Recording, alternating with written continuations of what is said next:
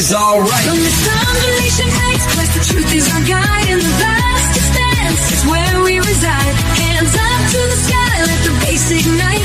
Feel the groove surround us, everything's alright. SNX radio, let the truth ignite. Together we'll shine, bringing shadows to light.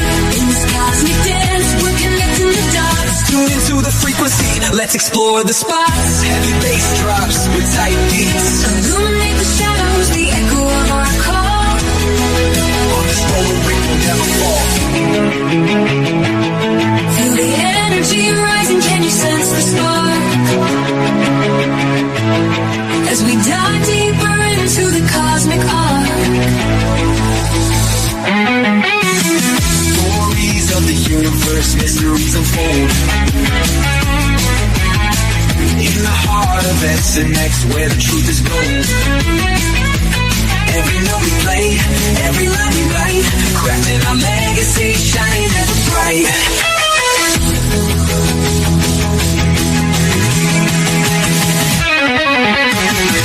SNX radio, let the truth ignite. Together we'll shine, bringing shadows to light.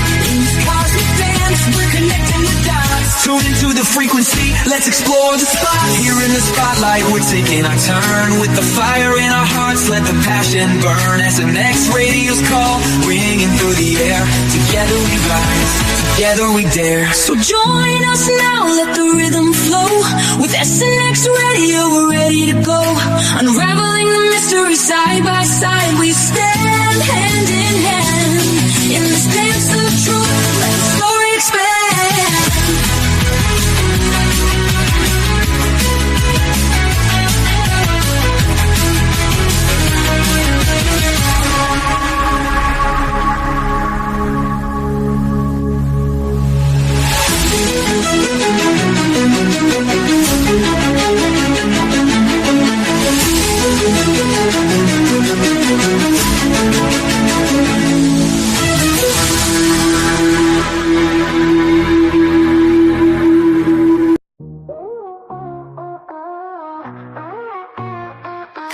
Out in the dark, the stars align. Oh yeah. Signals flashing, the secret sign. Sasquatch whispers, UFOs glide. Mysteries unfold, can't hide, can't hide. Voices in the static calling me, calling me. A cosmic rhythm setting me free. SNX, feel the vibe, let it flow. Connections glowing, don't you know? SNX, light the night, let it show. Cosmic groove, we're ready to go.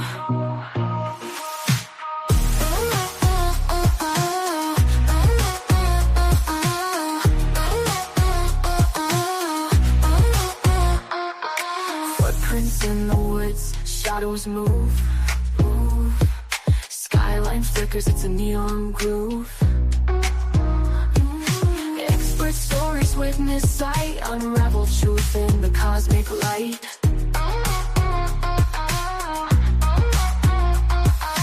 Voices in the static calling me, calling me. A cosmic rhythm setting me free. SNX, feel the vibe, let it flow. Connections glowing, don't you know? SNX, light the night, let it show. Cosmic groove, we're ready to go.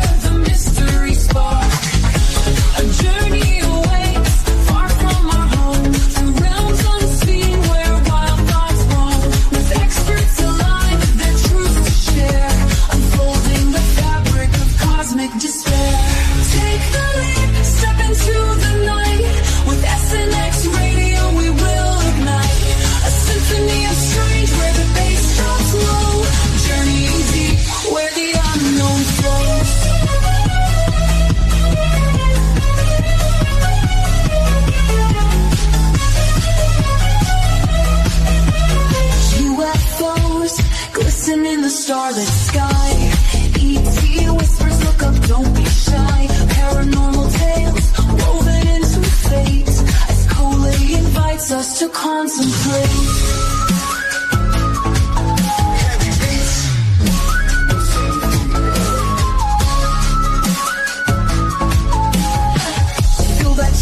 When shadows align, experiences unfold one of a kind. Off-world encounters, truths they must find. Open your heart, release your mind. Take the leap, step into the light. With SNX radio we will ignite a symphony of strange where the bass drops low. Journeying deep Where the unknown flows.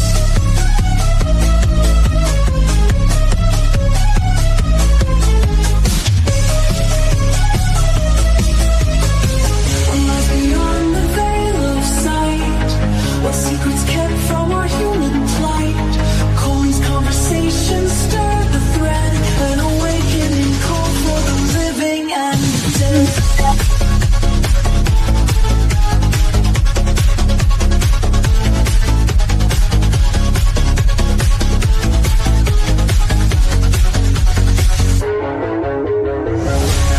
Take the leap, step into the night. With SNX radio we will ignite a symphony of strange where the bass drops low. Journeying deep where the unknown flows. As the echoes fade and the night draws near, the truths we seek become crystal clear. With SNX radio, keep your mind open wide, for in this journey we all confide.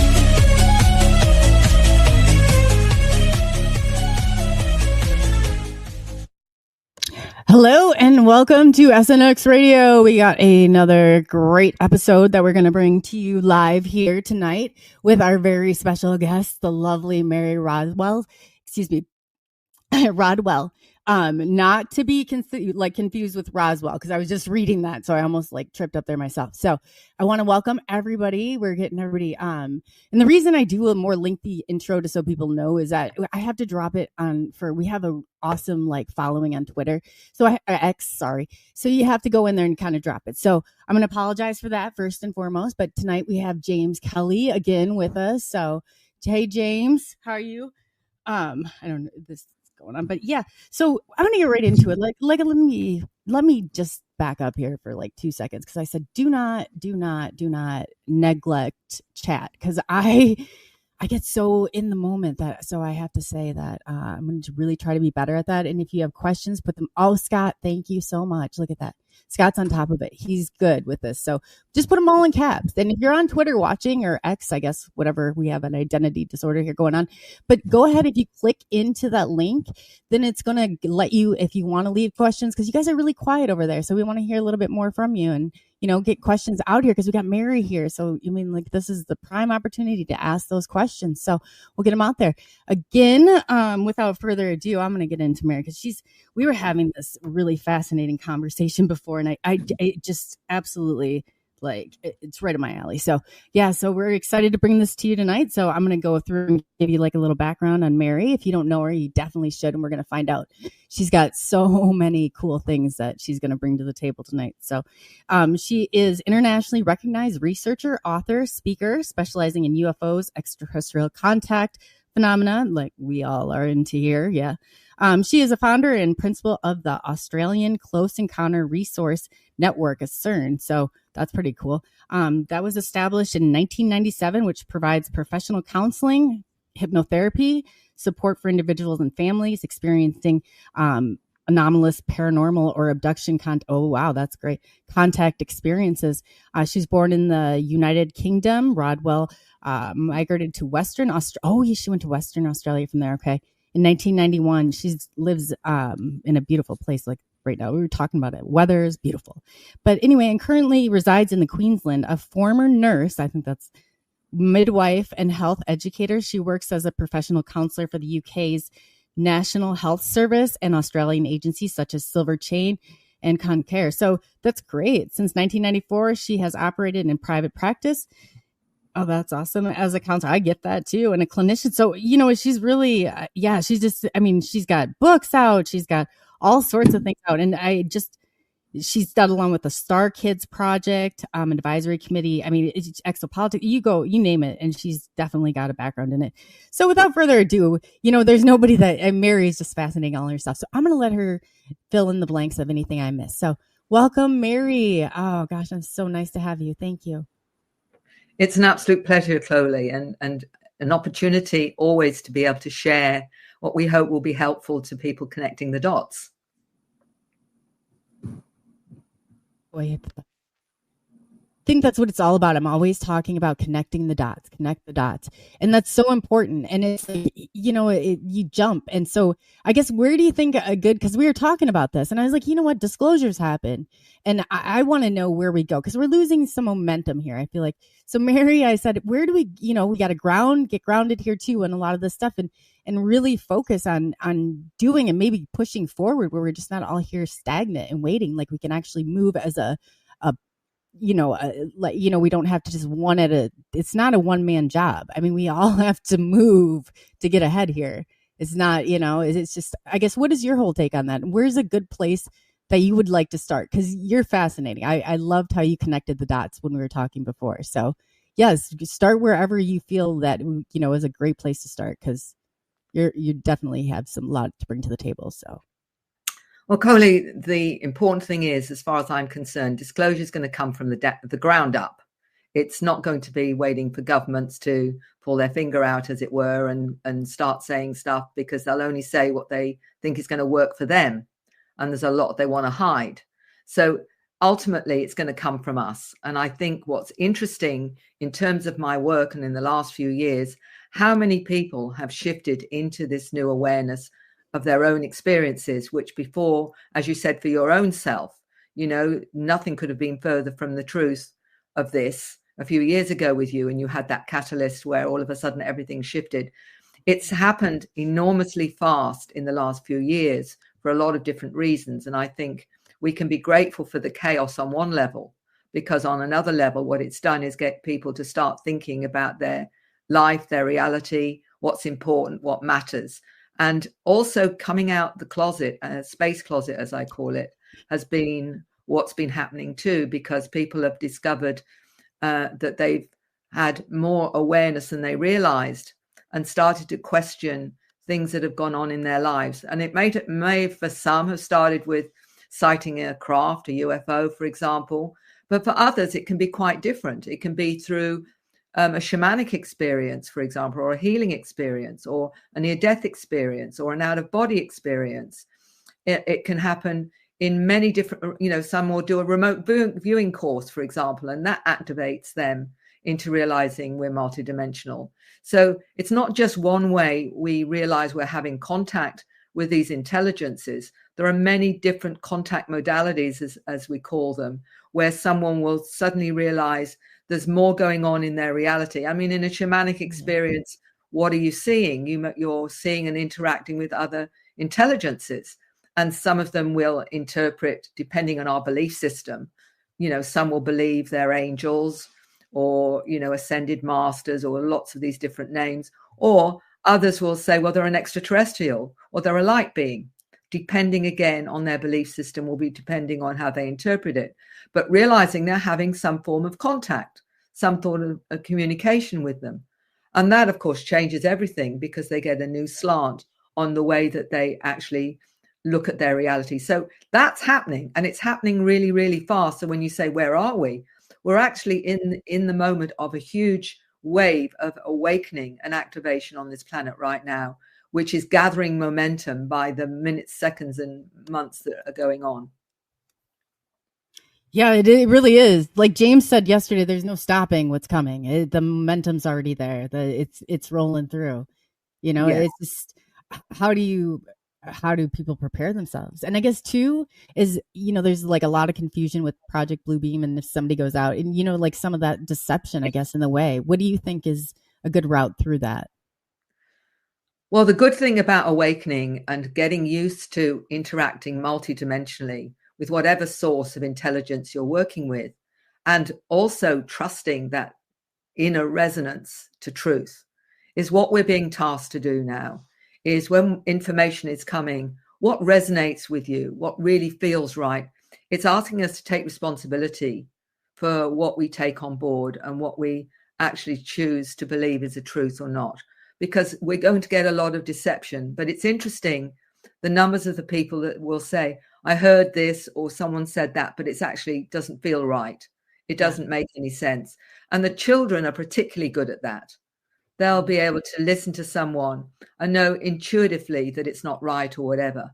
And that's what's quite interesting. I was talking to a 9-year-old some years ago when I was talking to his dad to start with, who was in the US. And we were talking about experiences, and his son came in and said he wanted to speak to me. And I said, so why did you feel that you wanted to speak to me? And he said, it's because of your frequency. Oh, wow. So it wasn't about what I was saying. It was my frequency. This is what I mean. These super aware. And this is a 9-year-old that was that aware. That's amazing. And that was the reason he was prepared to speak to me. So we're not talking about children that are in any way just third dimensional. We're talking about children that are multidimensional now, already aware of their mandate, why they've come, what their role is and whatever. So they already know what to believe and what not to believe. And they will tell you the truth behind things. And we all have that. It's just that we've lost it through the programming often, and we've become confused. So we have to go right back to that inner resonance again and start taking responsibility for our own connection to truth, because this is where all this manipulation is going on, to try and manipulate that out of us and get us to distrust it. Oh, that's so true too. That's so true. I agree 1000%.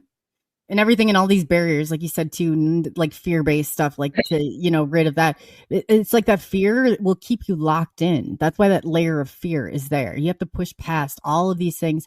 And you have to, like you came to go through this process. If you haven't been through this, it's taking everything, your comfort level, it's completely crumpling it up. And you don't, I wouldn't trade it for anything in the world, but it's quite a transformation process, Mary.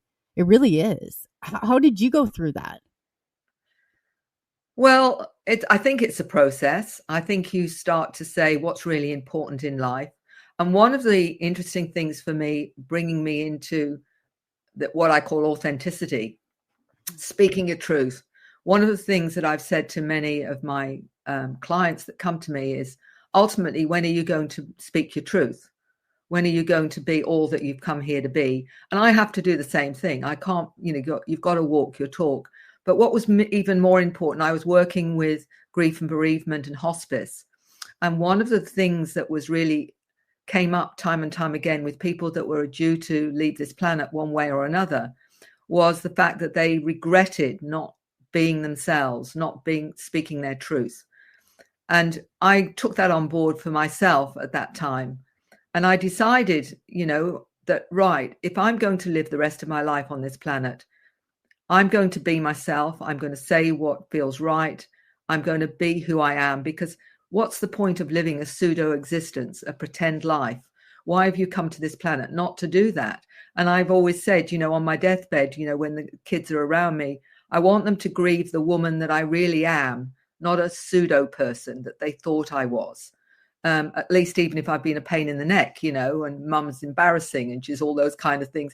Yeah, mum was embarrassing. She was this, that, and the other, but she spoke her truth, because that's the example, isn't it, ultimately, of being yourself, being true to yourself.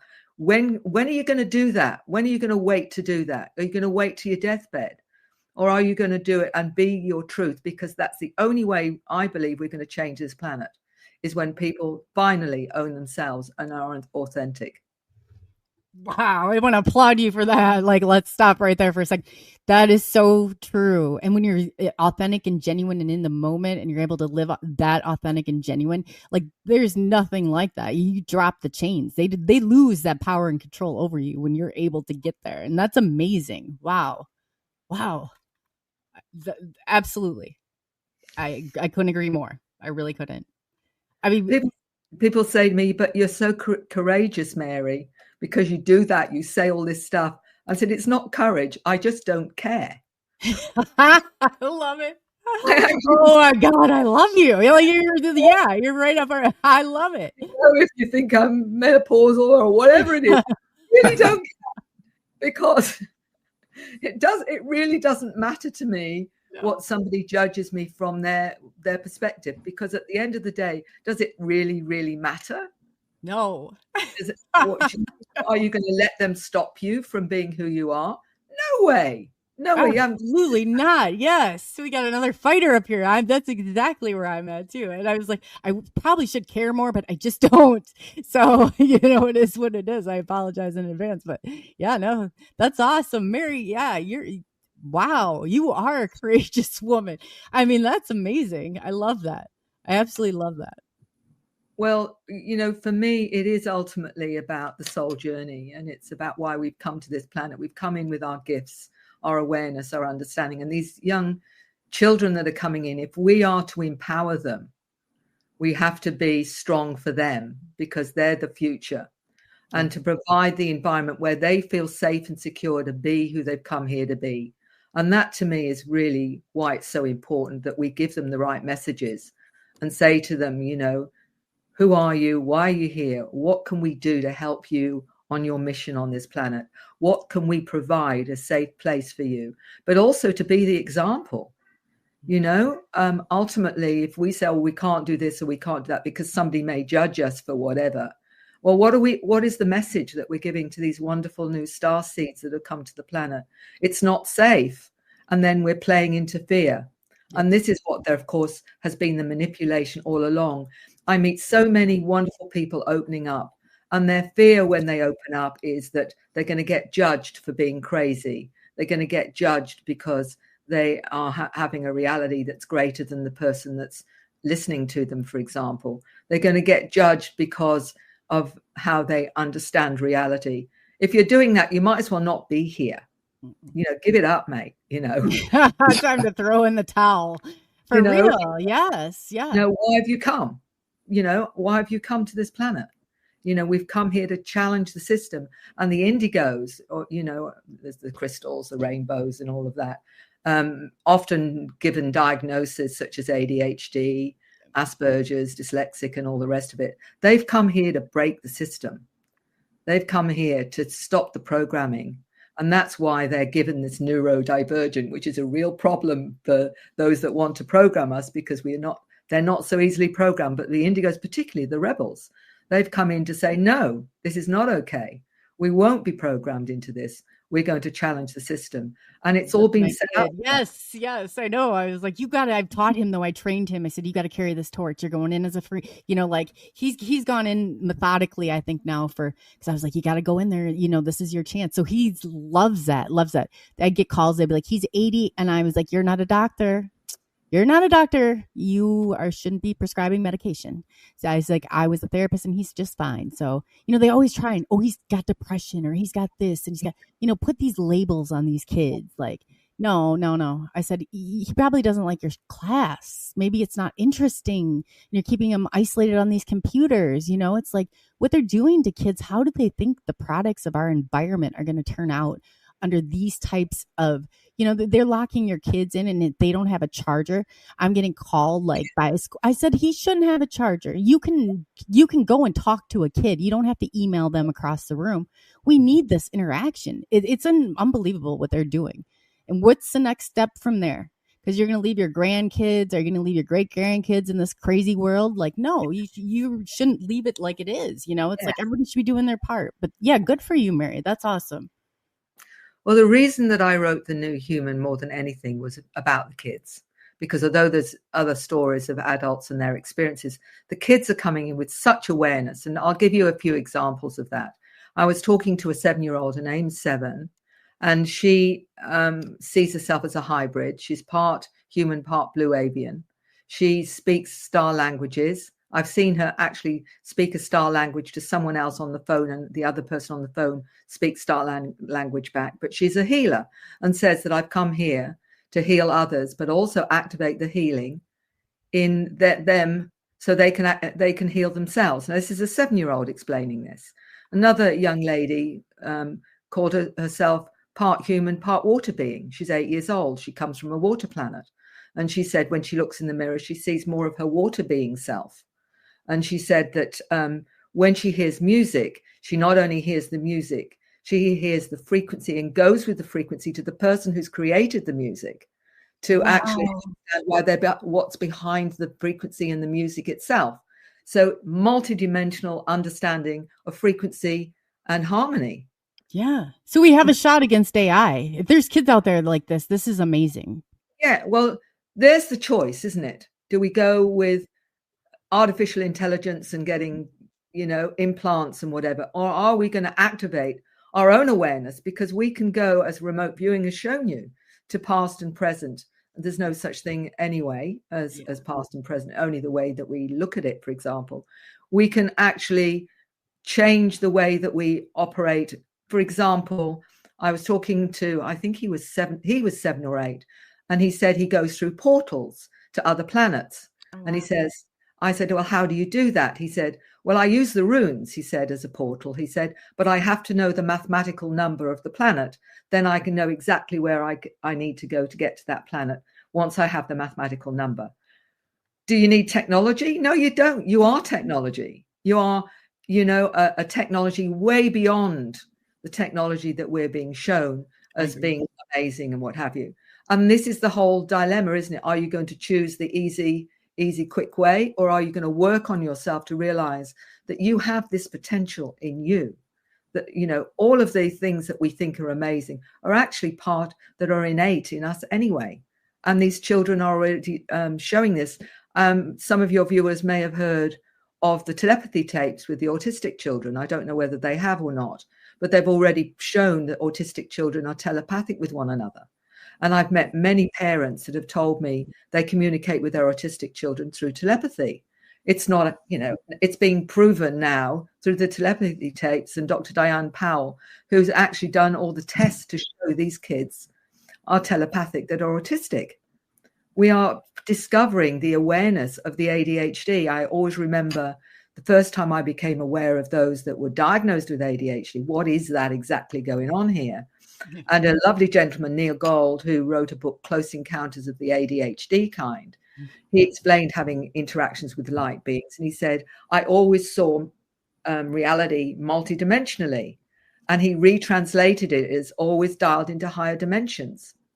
What does that say? What are we doing with ADHD? We see them as neurodivergent, a problem. So let's medicate so that we can program them. Right here. Yeah, I was off the charts, ADHD. I drove everybody insane, like going through, but I question everything. But ADHD brains are brilliant if you give them the opportunity and they're right, That you don't need medication to stabilize. In my book, I connected with a molecular biologist who had also had these experiences herself. She knew how to stabilize ADHD, and it's all there. How you need certain extra vitamins to balance yourself out, like choline and whatever. All of that's in my book, The New Human, is let's find strategies to support those that are coming in as the new humans that are coming in with these abilities, these awareness, rather than suppress them. Let's find out what they can do, how they can understand reality.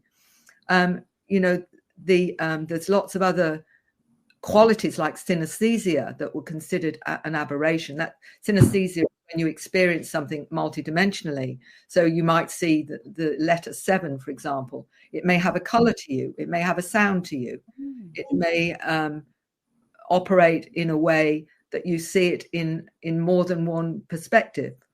Well, this is what these kids can do. And it's seen as an aberration. There's something wrong with you. No, it isn't. It's actually showing us what we're capable of. What I go back to very, very, because of my background, I'm very interested in the way that we've evolved, if you like, from, Neanderthal, Cro-Magnon, and suddenly missing link, and Homo sapiens sapiens suddenly appeared with 223 extra genes and twice the brain size. How the hell did that happen? Unless we're intelligently designed. And the gods that are visiting us, are they really gods? No, they're not. They were perceived as gods or whatever, been monitoring our evolution. We're only using 5 to 10, not even more than 5%, maybe 10% of our DNA is activated. What's the other 90% about? Well, the other 90% is waiting for us to unpack to actually activate. One gram of our DNA contains all the information on the internet. 1 gram. So what's the rest of our DNA doing? We don't even know yet, but it's being activated. So just think about what's hidden in our DNA. And Dr. Francis Crick, co-founder of the DNA Molecule, said they programmed us to awaken at the time that we need to awaken up when we're ready to. What do you think's happening? People are being activated. They suddenly find they're sensing things. They're feeling energy. They can see orbs, or they're suddenly getting downloads of symbols or scripts or music or information that they've not consciously learned. What's going on with that? That's coming from their superconscious self, potentially, but also the intelligences that are working with them, whether you call them spirit guides, angels, or, you know, light being, whatever name you want to give them. But okay, that's what you meant when you asked me that earlier. So when you said the intelligence, that you're speaking of, like the either a paranormal or if it's ET or whatever type of, is that what you, okay, thank you. Sorry, go ahead. Yeah, because the way that I understand it, we're being activated various ways. Some is through our interactions, maybe on board craft. I remember somebody saying to me when they were on board craft that their consciousness had been moved out of their physical body so that the beings could work on their brain. What it is we're being assisted to move to that next level of evolution. And this is why people have had these amazing transformations almost overnight, where suddenly everything changes for them. They lose interest in material values. They become more ecologically aware, more spiritually oriented, and what have you. What we did with our surveys to prove that, because not only when I wrote Awakening, how extraterrestrial contact transforms your life, because I was seeing it in my clients, when we did the survey, which was with 4,200 people, 600 questions. What came out of that survey in Beyond UFOs, which anyone can get the PDF for that if they want it, because it's free. On it was some really significant information. One of them was 85% of those that had contact with non-human intelligences had a psycho-spiritual transformation. So where's the agenda? There's the agenda. Psycho-spiritual transformation. The other thing people need to know about is that you may be having contact without realizing it, because 75% of interactions on board craft are out of body. So only 25% are actually physical. So if you suddenly find yourself being aware or having a sense of energies around you or information coming down, it may very well come from your interactions with these intelligences. And you may see them as spirit guides, angels, you know, elementals, fairies, ascended masters, if you've got that particular way of looking at your perspective of your spiritual life. Or if you're more UFO oriented, you can say they're light beings, angelic beings, interdimensional, extra-dimensional, trans-dimensional. And some of them come from our future. I remember a 7-year-old explaining to me that he was from our future, and that he was a grey being with 4 digits, but had come back to this reality because of what he was coming here to do. Do you dismiss this? Do you dismiss what kids are saying because they're kids? Or do you realize that this is information they've not been front-loaded by their parents whatsoever? The parents are completely neutral in terms of their child, and saying, but my child's telling me this, or my child's telling me that. What do I do with this information? Is it credible or whatever? And what I say to them is this: why do you think your child's coming out with that? Why would they? What is the purpose of that, other than to check you out, to check, are you going to believe them or not? One of the things I do is I send out a questionnaire to people who have experiences, but I have one for children. And if the parents write to me, I send them the questionnaire out for the child. And they'll say, I didn't realize that my child has the experiences where they are out of body, that they can see energies. I didn't realize any of this, because the child thinks it's normal. You know, this is my reality. You know, I've been up with patients, you know, this is my normal. What do you mean you don't, you know, that's strange to you? Don't you have the same thing as me? Well, that's what happens. And they're saying, I've never known that my child was experiencing things like that. What comes to mind was a woman that was telling me that her child was telepathic from birth, and would be coming out with everything around her that people were speaking about. And she said, the thing that's hard now, Mary, she's 3 years old and she still reads my mind, and it's becoming very, very uncomfortable because I have to watch everything that I'm thinking because she can tap into it. Oh, yeah, you're right. I didn't even think about it like that. Wow. This is the reality. I remember a 13-year-old saying the same thing about her teacher. She said, what my teacher comes out with sometimes, what she's thinking, what she's saying, and what she's thinking is very different. And what she's thinking sometimes isn't very nice. So That's, yeah. So when you say, can they choose to understand the agendas on this planet? Boy, can they. Because they can tell from your frequency, they can tell from your energy, they can tell what's going on in your head. So this is what's going on. And this is why they're trying all these strategies for the older models like myself and whatever, that are still waking up to the potential that we have, which is identical. It's just that we've been programmed out of it. So we've had to awaken that. And we may do it through the various modalities. As I say, you may do it through learning healing, for example, energetic work, or we may wake up because we suddenly start seeing craft and whatever. When you see craft, sometimes it's not just seeing it. There's an interaction and you may not realize it. I call it getting locked in. You get locked into this like exciting roller coaster ride. Like, yeah, it's amazing. There is definitely a feeling behind it. Which means there's often an interaction, even if you're not aware of it. You just suddenly feel different after seeing that particular craft. So don't think just by seeing it that's it. There may actually be something else going on that you're not aware of. And there's a reason why you're seeing it. I call them points of reflection. Do you think that's like a pretty good, like I was like, those are the points of reflection. Those are the points you're supposed to, it's kind of like, okay, we're jumping now over to the, it kind of shoots you over to another direction. What I say to people when they've maybe seen a craft and they've described it, sometimes with family, sometimes with friends or whatever, did you feel different afterwards? And they'll say, I started to get really interested in quantum physics, or I really started to get interested in the history, archaeology or anthropology or medicine or healing or whatever. And I'm saying, there you go. Oh, yeah. After this was done, I was reading Einstein's unified field theory and going through, and I've never in my entire life did I even go that direction. It was weird. It was very bizarre. Yeah. But I get That's because what they're doing is they're upgrading, activating, and informing all of these interactions. And that's what's actually going on. And when someone, they say because they're going to try and con you into things, these individuals that are awakened can look and say, that's not one of them. They'll know right away that it's not one of them. They won't need anyone to say, well, that's, computer generated or CGI or whatever, because they'll just know. And that's the problem that those behind the scenes have, is why they try and dismiss all the multidimensional abilities, because that's what guides us into true reality.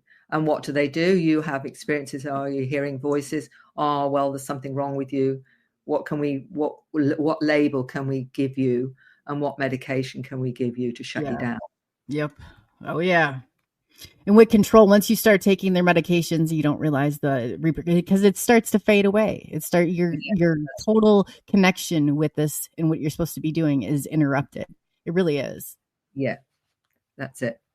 And so that's part of the darker agenda, is to stop us that way or preventing us. And this is why, for me, I'm so passionate about what I do, is because I've met so many that have been damaged because they've not been believed, and they've ended up going the medical route because they, in the end, the family are also fearful, that something is wrong with them.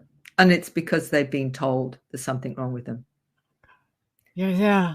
James Kelly right over there, he's experienced a lot of that. Like he was even saying yesterday about people believing him. I'm like, you don't eat like that. That is but it's a huge control, and it's been put on so many people. And if, it's unbelievable. it saddens me so much, because I wouldn't even like to think about the hundreds of millions out there, maybe even billions, that have ended up under psychiatric care, under medication, just by opening up multidimensionally and tapping into that side of themselves. And that, to me, is crime against humanity. I know my mother was a psychologist, and when I was abducted, I would go to her afterwards and said, "Mom, I got to tell you about this." She goes, "Sweetheart, it was a dream. It's a very vivid dream, but it's just a dream." Yeah. And every time that I was abducted, that's what she would say. And this went on for 20 plus years, until right before she died. She goes, "You're a special guy, aren't you?" And I'm like, "Yes, Mom." And that's all she really said. But my whole entire childhood was nothing but trauma. Tried to put me on Prozac. They tried to put me in psychotherapy. I had ADHD. I was hyperactivity. I had a vivid imagination, because I would talk to people and they couldn't understand what I was talking about. Like, again, you talk in the star language back and forth, and they don't get it. They was trying to put me as a round peg, trying to block me into a square hole. And, there was no way of doing it. And luckily, I had come out on the other side of that better. But, yeah, it was scary there for a while. And what would you think? What advice would you give to people that are in it right now, that are adults having experiences, that people are saying, "Oh, you're delusional, you need to take some medication"? What would the advice that you would give them to hang on? Well, I'll be honest with you, James. I wrote the Awakening for that very reason. It's a manual to say, and in the manual is, how do I know I'm not crazy? What do I do about the fear? What do I do about my children having experiences? So all the questions that came up to me time and time and time again, me knowing that there wasn't the resources out there, there wasn't the help out there, was how can I give people answers that they can work through this themselves, so they can work out what's actually going on. And that was why I wrote it, was as a kind of manual to say, here's how you know you're not crazy. Here's what do you do about the fear? Well, that was the other thing. All those kind of things and strategies. How does hypnosis help? How is there a difference between a researcher and someone who is a therapist? Because you go to a researcher, they're not going to be interested in therapy. They're going to be interested in your story, but they're not going to help you through the process of awakening or whatever. So all those kind of basic questions I deliberately wrote Awakening for. But what I say to people is knowing the difference, and I say this with those that are opening up multidimensionally, wanting to know the difference between their multidimensional self, their 3D self, and imagination. And it's actually really quite easy to separate it out once you understand it. Left brain, you think before you speak.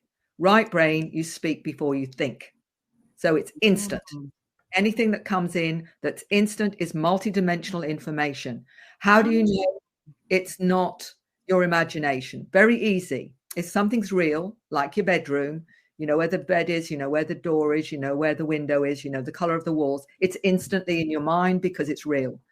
If it's imagination, you have to, and I say, imagine a bedroom.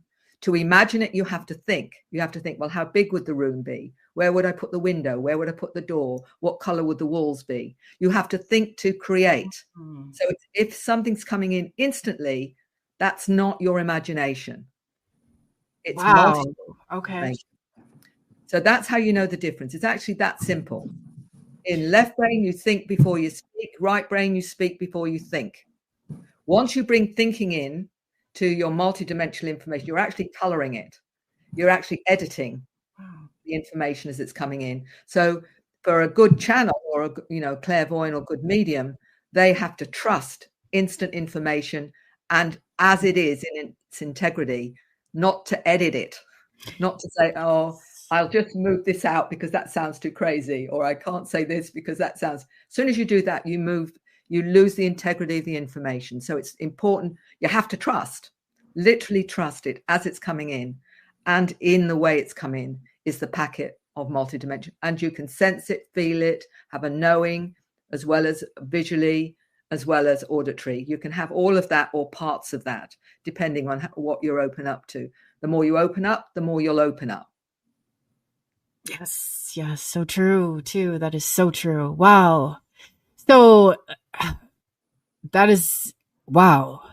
So basically what you're saying is your imagination's not automatic, right? It's something you create. That's right. You need to think to create. Because as I said to you, if I said to you, well, what kind of house would you like to live in? You'd have to think, well, how big would it be? How many bedrooms? You know, where would I put the garage? Where would I put the, you know, the color of the walls? It requires thought.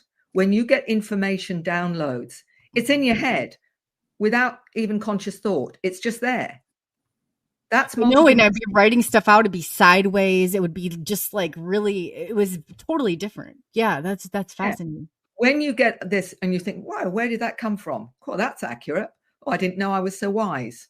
You know, all those kind of, that's, and then you have to say, is that my higher self, super conscious self, or is that one of the team or my, you know, my guides or whatever? So the next step is isolating. Is it one of the team or one of your guides or whatever? Or is it in fact your super conscious higher self? And there's a way to discern that as well.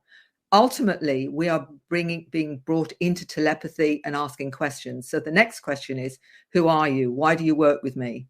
You know, why do you give me the information? What's my connection to? So you're getting a bio. That you can ask all those questions in that space.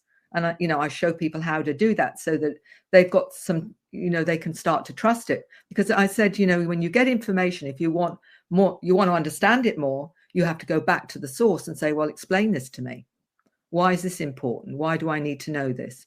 Where can I put this or whatever? So then you have in an equal conversation and communication. That's where they want us to go. Mm-hmm. That's cosmic consciousness. That's us connecting to our cosmic family. And that's what they're waiting for, because everything's accurate then. There's no editing. There's no altering, because you've got the pure communication. And that's where we're headed. So how do you, because some people feel like they might be tricked by paranormal entities or things like that. So you're really, and that makes sense. When you're in a medium, you get it and you either spill it out or you lose it. It's you're that portion. But, I guess it just, I don't know. What would you say to that? Well, there's two things that come up. First of all, there's a part of us that knows when something has integrity, when it resonates. So I talk about it like this because I keep things very down to earth. I know that sounds odd, but it's exactly how I operate. If somebody comes to your front door, what is it in you that with some people, you'll invite them in for a cup of tea, and others you keep the other side of the door? There's just that feeling, I don't feel that's okay. The same goes with information. What is it with your friends? The ones that you gravitate to are the ones that say, positive, beautiful things to you, make you feel better and what have you. And the ones that are always negative or always putting you down or criticizing you or whatever. It's about the information that you're getting. If you've got something coming through that's telling you that you're useless and not powerful, or you've got to do this or you've got to do that, nobody wants to listen to that in everyday life. So use your common sense. What they operate on, the lower frequencies, are fear and ego.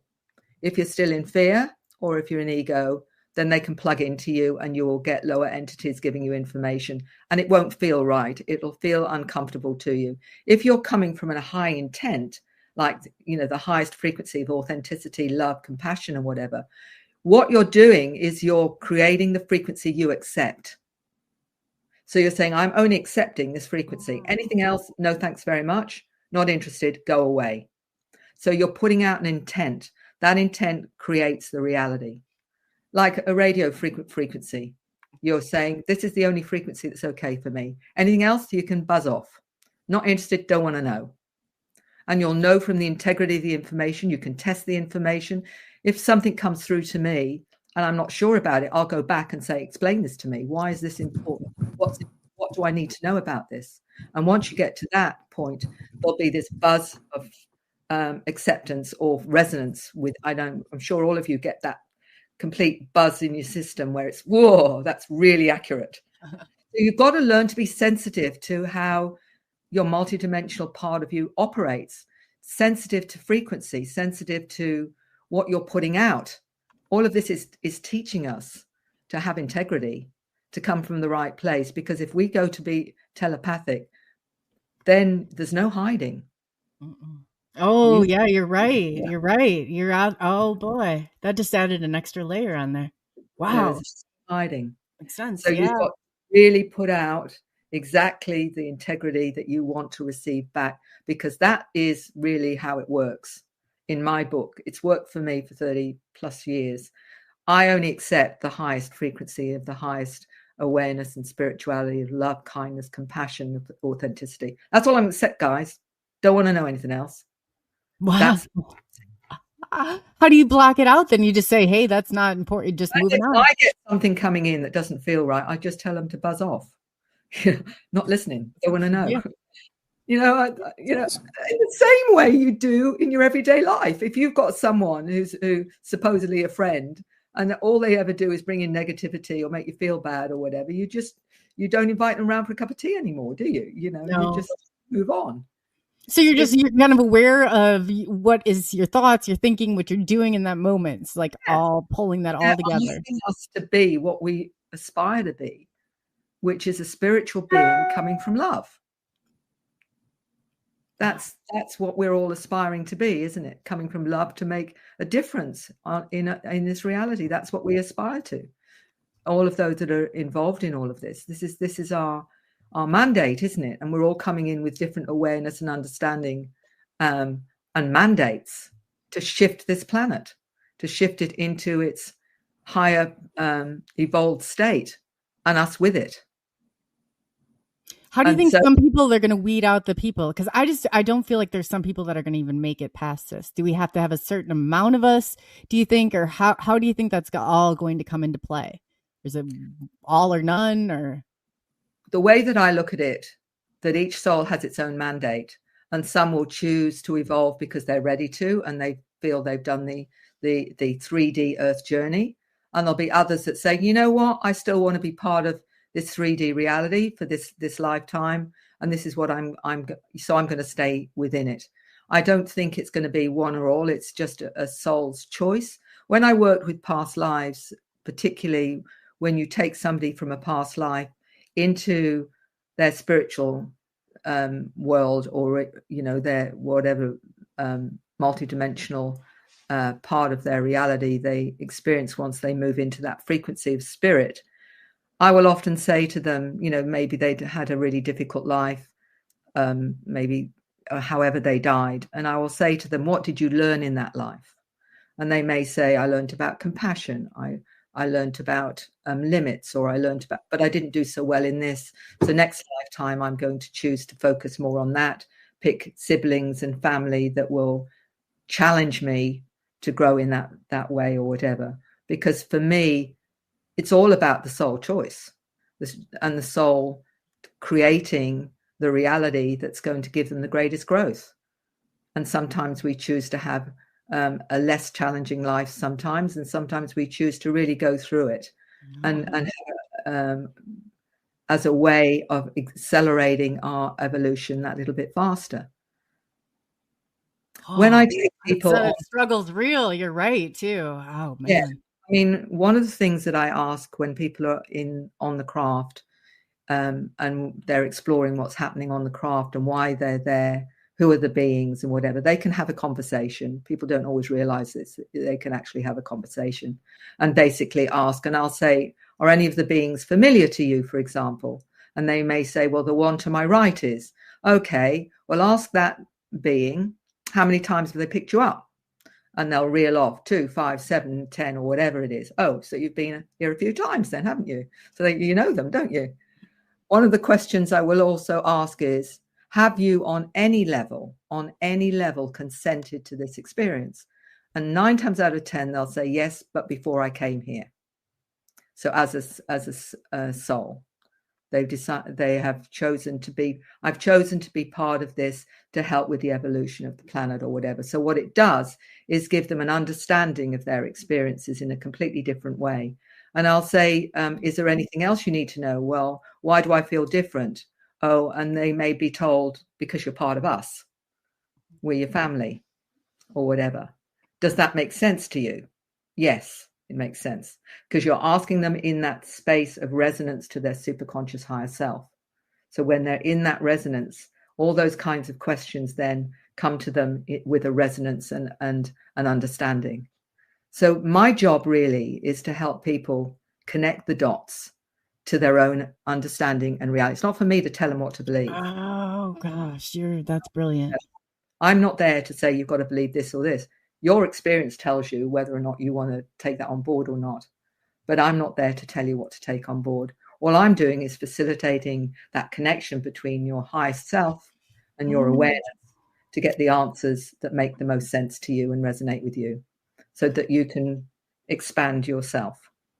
That is so brilliant. So do you kind of see them going, like maybe grouping together on some of the similarities that you're seeing, or the way that I guess that you're helping them connect the dots or make sense? How are you putting those into categories yourself? Like, how are you identifying some of these things? Well, I have a questionnaire that I send to everyone that writes to me. And in it is not just, have you seen a UFO or whatever, but do you feel energies? Do you feel connected to other planets? Do you ever felt that you don't belong? Do you feel like you've got a mandate or a purpose or whatever? So it's not your standard UFO questionnaire. It's going into your multidimensional awareness. And so what that does, and I'll give you an example of how important that is for people. I had a 60-year-old Aussie bloke phone me one day, and he said, Mary, he said, my experiences are just incredibly different to anything I've ever heard anybody else ever have. And I don't know what to do with them. And I said, well, look, I'll send you a questionnaire. I sent out that questionnaire. He responded to me within 24 hours, and he was in tears. And he said, how do you know about my life? Because what I was doing was I was putting all these different patterns that I'm hearing time and time and time again from all over the globe. And it's amazing how many resonate with all those patterns of experience. You talked about, RH negative, for example, or ADHD, or all these kind of things. And all I've done is bring some of the patterns together. And then there's a lot more, but enough for people to say, oh my goodness, I didn't realize that was connected. It's like, the phobia or fear of clowns, Santa Claus, owls with big eyes or whatever, all screens for contact. And some people say, I've always been terrified of clowns, but never know why. Screen memory. So, yeah, okay. So it's about giving them enough information to help them start working things out, so they can see their part in it, and also to transcend the fear of it as well. And to give you I'll give you two examples of finding out what the fear was about for two individuals. One of them was a gentleman that was used to being on craft, comfortable with his hybrid nature, all of that. But he said, the one thing that terrifies me more than anything still, he said, is when that big black eye starts coming towards me. Yeah. I said to him, so what do you think happens when that's happening? He says, well, I think they're going to take me over. So I said, well, do you want to find out? And he was very courageous. And he said, yes, I do. So I'm there with him. I take him into an altered state, and he's starting to get more and more stressed because he's describing this big eye coming towards him like this. And he's getting more and more stressed. And I'm saying, just take it slowly. Just take it slowly. And gradually he suddenly stops and totally relaxes. And I said, so what happened? And he said, oh, they're just giving me information.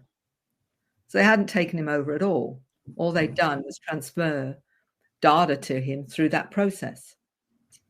Yeah, that's so brilliant too, because that's distorted, and you never know how the future is going to be until you challenge it. That's awesome. You don't know what's behind that fear, and sometimes it's our own fears that blows something out of proportion into something that perhaps it's not. And the only way to challenge that is to find out, well, what really did happen.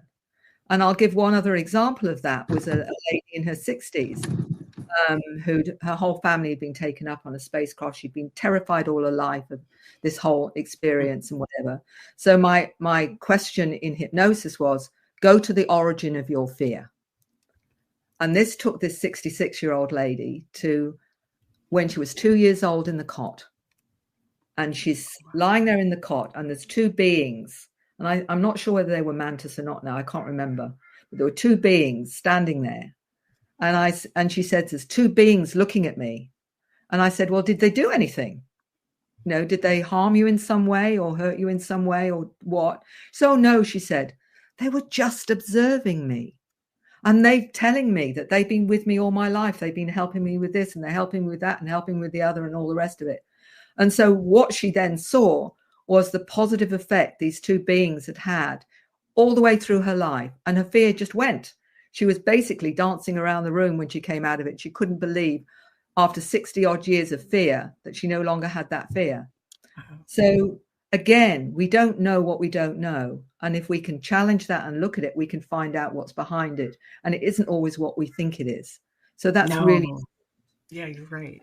Oh, you're right. Yes, you're right. Yes, you're right. You have to. And it's facing every fear that you have. Yeah. Wow. That's powerful right there. Very powerful.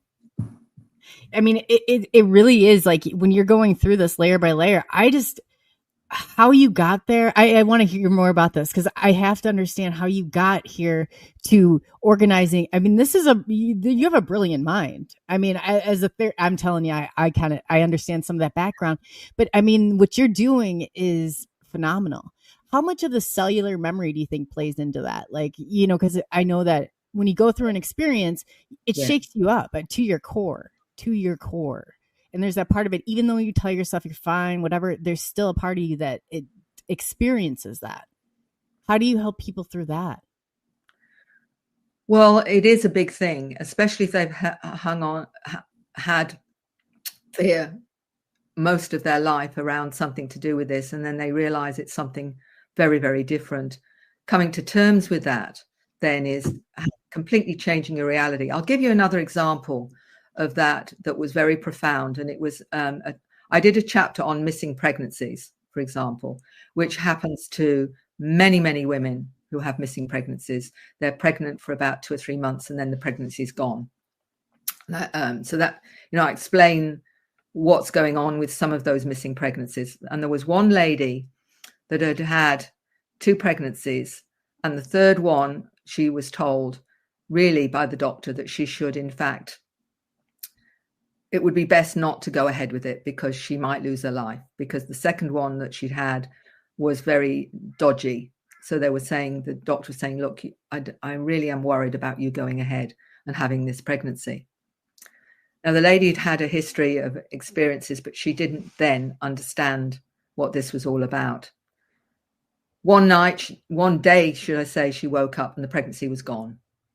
There was just blood. There was no fetus. There was no nothing. And she didn't know what had happened. She knew 1 minute she was pregnant. She knew the next minute she wasn't. And it was during that time, one of her sons particularly was saying, Mum, it's a brother and he's wanting to connect with you. And she's not wanting to hear this because she finally realizes that these beings had got her son, this child that she'd lost.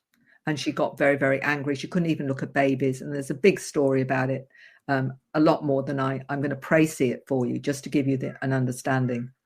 So for most of her many, many years, I'm talking about, 20 odd years, she kept getting this information that this son was actually with the beings. Angry as all hell. Angry that they'd taken her son. How dare you? How dare you? I don't want to know about it. Couldn't look at other babies, or that's how traumatized she was. Okay. Anyway, she came to Australia with her family and she said to me, Mary, I've really got to find out more about what actually happened. And I said, are you ready to do that? Because we didn't know what we were going to find.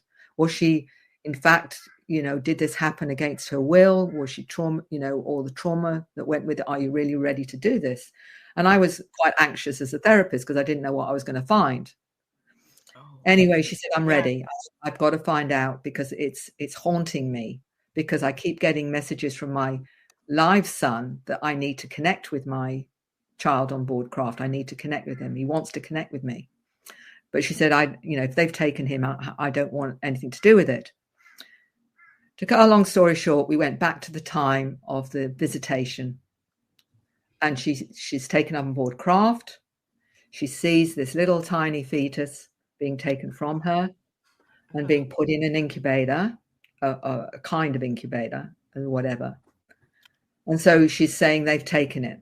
So I said, well, shall we find out what's going on? Why? She said, yes, I'm ready. And she's faced with one of these beings.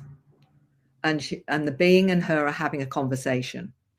And she's basically saying, why did you take my son? And they said, because you asked us to. And they said, because you know that your doctor told you that if you went ahead with the pregnancy, you most likely would die. And she said, yes, she says, and I didn't want to lose, my sons not to have a mother. So she's then realizing that her conversation was, my only option was to give it to them because they could keep him on board craft, but he couldn't come and be physical with me because I could have lost my life. And then all of them would be without a mother. So she'd actually had a conversation like this. And I remember it was extremely emotional. And I'm seeing her in tears, and she's saying, but you promised me that you'll love him, that you'll always love him and keep him safe and what have you. And they said, we promise we will take care of him. We will love him. And so she's saying, I give you my consent. And then I said, do you want to see your son? Because he came up. And there is the 12-year-old son. He's got a missing tooth, and he's giving me a rose and giving it to me and saying that he's okay and that he's always been with me. So it ended with this son, this hybrid son, bringing this rose to her and saying, it's okay. Can we now connect? Because I've been with you all the time. And so she was left with a completely different understanding of why she had that missing pregnancy. And some months later, she's writing a book about her other son having experiences. She said, and when I get stuck, she said, my son from the ship comes and visits me and helps me with the words. So she continued then to have contact with her son on board craft. Now, make of that what you will. For some people, that would be completely extraordinary. But can you imagine the processing after so many years of denying it and being angry with the beings to realizing actually this was your decision. It was her decision. Yes. And that was the type of therapy that I did. It was going through, and they called it an intersubjective experience. You're experiencing this with them. You remove the emotion and you give them a different response that completely changes everything. And to do that's amazing. Wow. Good for you. Wow. I mean, that's like a bundle of therapy. I mean, years and years and years. I mean, once you can create that shift and they see and they get a different experience and a different understanding, it changes everything. Absolutely everything. That's amazing. Wow.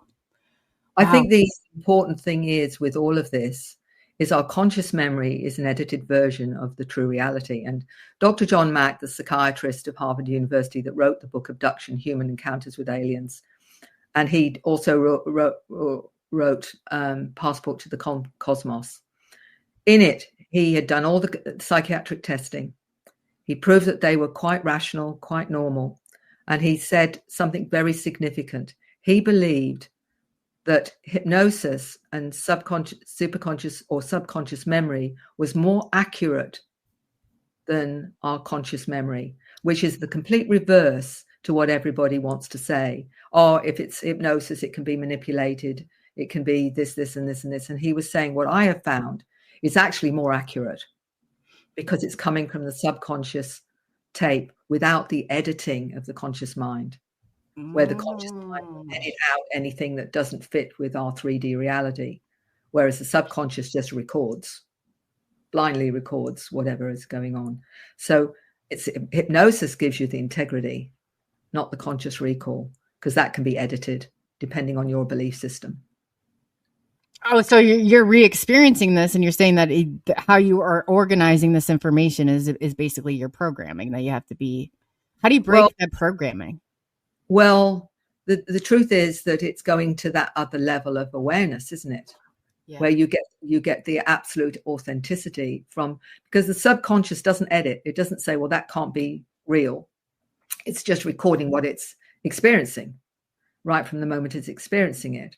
So all you're doing is you're allowing someone to re-experience what the tape is telling them of their own experience and whatever. And some say, well, that can be manipulated. You can put stuff in there and what have you. Not if you're doing it in the right way. Because for me, for example, if someone's going through into an experience, I'm not telling them what to see. I'm saying, where are you? I'm saying, tell me what's next.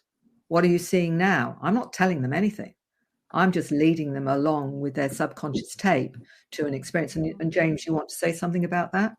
No, Polly made a comment and I just waved at her. Sorry. Okay. Oh yeah. Sometimes I get it's coming in. Yeah. Don't worry. He'll do something like that. No, I'm joking. Yeah, no, okay. This is fascinating. Mary, I don't know how are you ready? Should we will it break this whole chain if I do just a top of the hour 5-minute break, or yes, we can keep going too, because I don't want to break this. I really don't. I can keep going. It's fine. Okay, great. Man, this is like, because I hate to even end here, because this is just really starting to get good. I mean, you're just piece by piece taking us down. You're absolutely brilliant at this. I'm so engaged. It's just, that's awesome. Wow.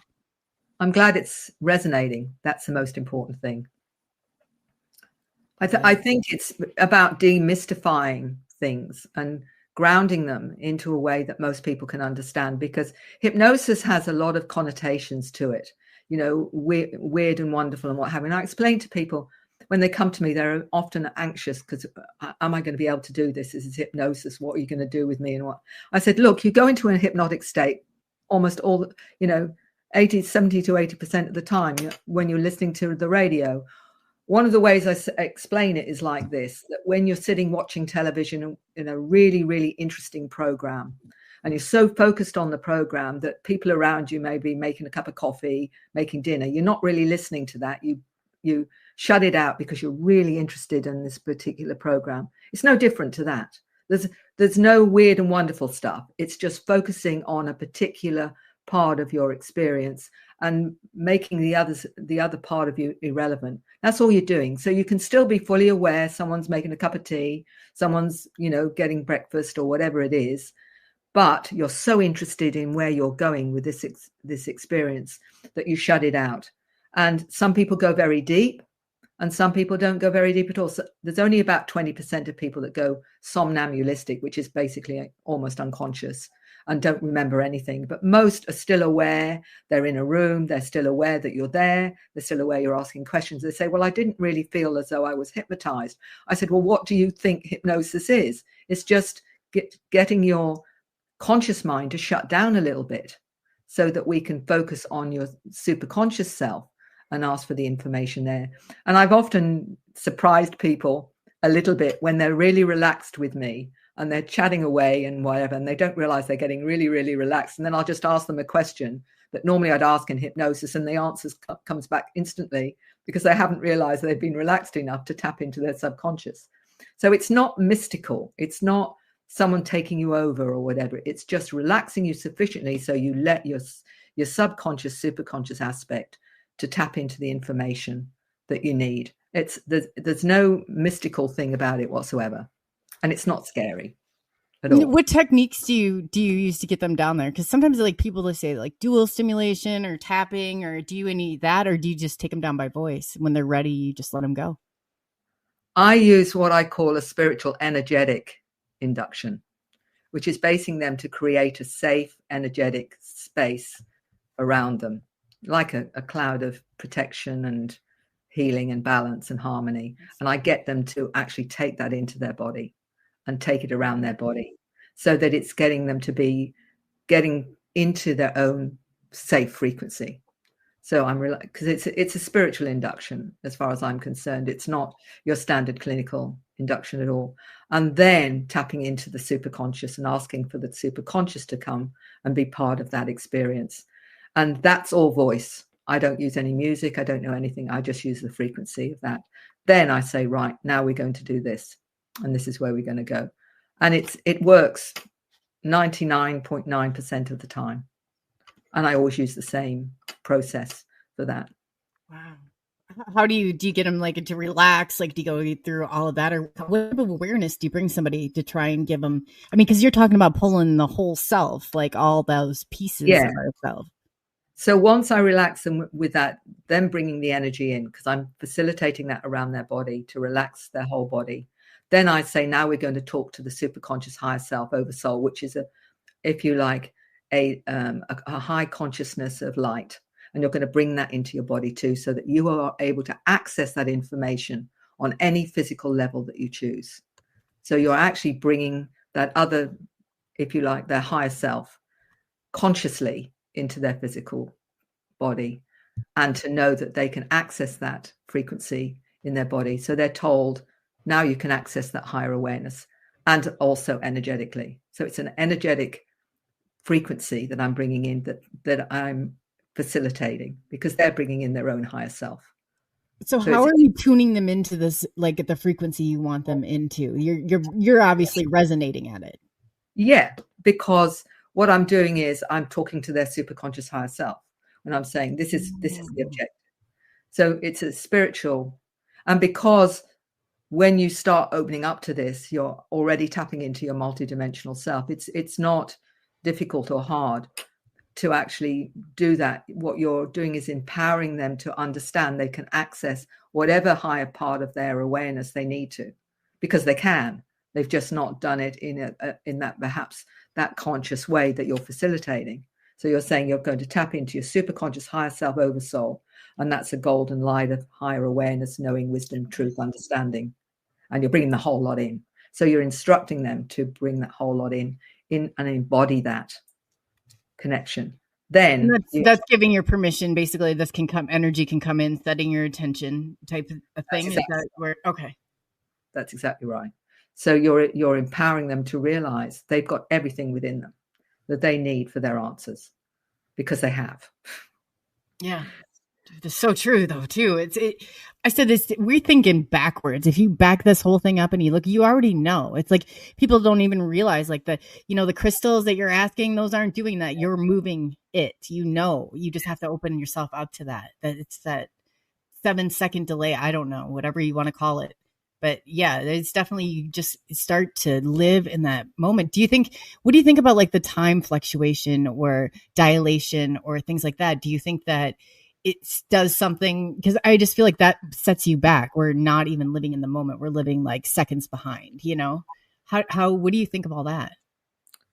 I know that time can be manipulated, because, you can have someone who's seen a craft and they think they've been watching it for a few minutes, and actually they've been on the craft half an hour.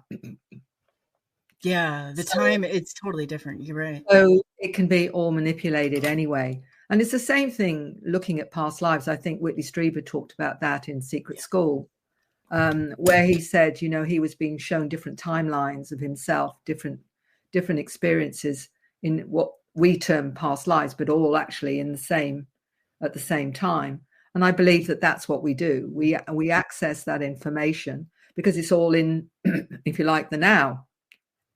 So really, we're looking at it a linear way, but it's not. It's all encompassed in one. That's right. And that's what happens, I think, with remote viewing and what have you, is that all they're doing is tapping into that frequency and intent of, this is what I want to explore. And your consciousness takes you to that point. And we see it always as past or whatever, but actually it's all in the now, as far as I can understand. I know that does your head in a bit, does my head in a bit as well. But at the same time, why not? When people say to me, well, how can you accept that or whatever? And I said, well, I don't know what I don't know. So how can I not accept it? If that's somebody's experience and reality, it's their experience and their reality. Just because it isn't mine doesn't make it invalid. It just means that it's not part of my reality.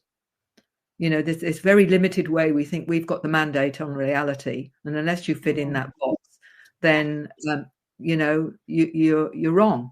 Well, that's nonsense. That's stupid. You know, That's so stupid. It really is too. And the worst thing that we can do is try and think that everybody thinks like we do. It's not. That's, you know, that's the trickery of your mind. No way. Everybody does think different, layered differently. Wow. What's really interesting, Coley, is something that I learned many years ago, 25 years ago, was someone talking about reality and our perceptions. And basically they said that at any one time, we take in 12,000 bits of information to start with. Of that 12,000 bits of information in that particular moment, we only get 8 bits of that information. Oh boy. And of that 8 bits, we only actually validate 4 bits of information. So you think about, just put that in your head and think about how much you're missing. Wow. So we can move around a lot more than what we think we can, basically. Well, it's basically saying that we're seeing a pinpoint of reality, and we think that's reality. Yeah, so no way. And if something challenges you, there's a good reason why it's challenging you. It's challenging you to look at it. And that's why you're saying, oh, I don't know if I can go there or whatever. Well, actually, that's telling you should, because there's something about that you need to know about or understand or whatever. But what do? We back off. Oh, that's too hard. That's too difficult. Oh, no, you know, but we're here to experience and to challenge that. That's the whole point of it. Otherwise, why are we here? You know, and we're triggered on a reward system. I mean, we're programmed this way for a certain reason. You know, what do you think? Yeah. Do you think that that's like a way? I guess I always kind of think of it like there's all these things in there that are going to identify us as being a little bit different in where they come in, you know, different learning styles, different things like that, like you're talking about. But I guess I'm just wondering, and what you see, do you think that they try and suppress that? Then they try and put you in that box. They try and give you different labels. They try and make things that are totally, probably completely normal, abnormal, and you're just never going to fit in. So I guess, you know, that's a hard point for people to come with. It's like, okay, I mean, you really, and it's like you said, you're here, you might as well experience it. You might as well get the full, I feel like I'm getting the full experience, you know, it's like, you might as well go the distance, or there's really, I mean, you're going to say, you know, I don't want to go over this again. Like, we got to do this and we got to do this right the first time. But yeah, wow. I think that there's so much that we're not aware of. And as we slowly get introduced to it, and these beings are doing that, they're showing us a greater reality. Many of those that I talk to have never told anyone else their experience before because it's so bizarre, or it seems so bizarre. I'll give you an example of a graphic designer many years ago, young man, saying, I'm seeing a part of one of my future selves, and I'm seeing myself as a grey being with 4 digits. And we're moving something big from one dimension to another. And he's going, oh, it's a planet. And we've moved it too quickly. So we've messed up its energy. And I asked him to draw it. And he actually drew what he was seeing. So an aspect of himself is seeing himself as a kind of solar manipulator, creating a new kind of universe with this particular planet that he was moving from one dimension to another. What science says that you can do that? Right. Do you believe that? That's what he saw. That's what he experienced. I've met many individuals that see themselves as creator beings that have created universes and what have you. Are they all in ego? Or are they actually all saying, you know, this is my reality. This is what I can do. This is part of who I am, you know? Because so when you experience the astral realm, like I always say that because I've been to a sand world that everything it's very bizarre. I don't know how to explain it, but it's a world that you kind of create a structure in, but I don't even know how to explain it from that point on. But I mean, some of these things that are there, I mean, where do they all, you know, kind of collide or come in? Why are they so unique to the individuals, that individual, like basically so important to that specific role? And I guess, how many people do you think that are really creators or like in this, and how many are pawns that are just placed here to kind of, you know, put us in, or roadblocks, or however you want us to look at them? What do you think about all that? Well, I'll go back to a 9-year-old who was talking about God. And she said, God isn't male or female. She said, it's an ultra-terrestrial. It comes from the place of light, love, and the angels. And we all come from there. And she said, and we decide to experience various levels of light. And we start at the darkest, and gradually the souls all help each other through these different levels, so that those that we're helping move forward, we're being helped to move forward, and gradually back to the source was the way that she described it. So you can take that as one way of looking at the soul journey, if you like, for whatever sense that makes of you. Interestingly, another 7-year-old that said he's from the future said that God wasn't, again, a being as such. It was an ultraviolet light that creates. So in other words, a frequency, and we're all in that frequency of consciousness, which I think is all of us, you know. So again, how do you choose or want to choose your understanding of source? You know, it doesn't matter to me. You can see it as male, female, you can see it as energy, you can see it whatever you like. Maybe we'll get some of the answers when we move from here and get a better understanding of what that is. Quite honestly, what really only matters is, what does your heart tell you and what makes sense to you? Because that's okay. It's okay however you want to interpret that. If that makes you a better person, living your best self, then that's all that really matters, you know. And I don't care which way you go with that, really. I only know what makes sense to me. That's so true. Yeah, no, wow, that's unbelievable. I'm like, if you're not living in the here and now, like it's a lie. Well, you know, I mean, not necessarily truth. It's your truth, but it's distorted. Like you said, how did you say it's authenticity then is not there, right? Am I understanding that right? It's about what we resonate to. And, you know, ultimately the big challenge on this planet is, are you going to listen to all these individuals around you that got pieces of paper or other ways of saying they're greater than you are, whether it's in religion, science, education, or whatever, all these pieces of paper that say, I'm your guru, I know what's reality, or whatever. Ultimately, what we're programmed into, and particularly in religion, is that we're sinners.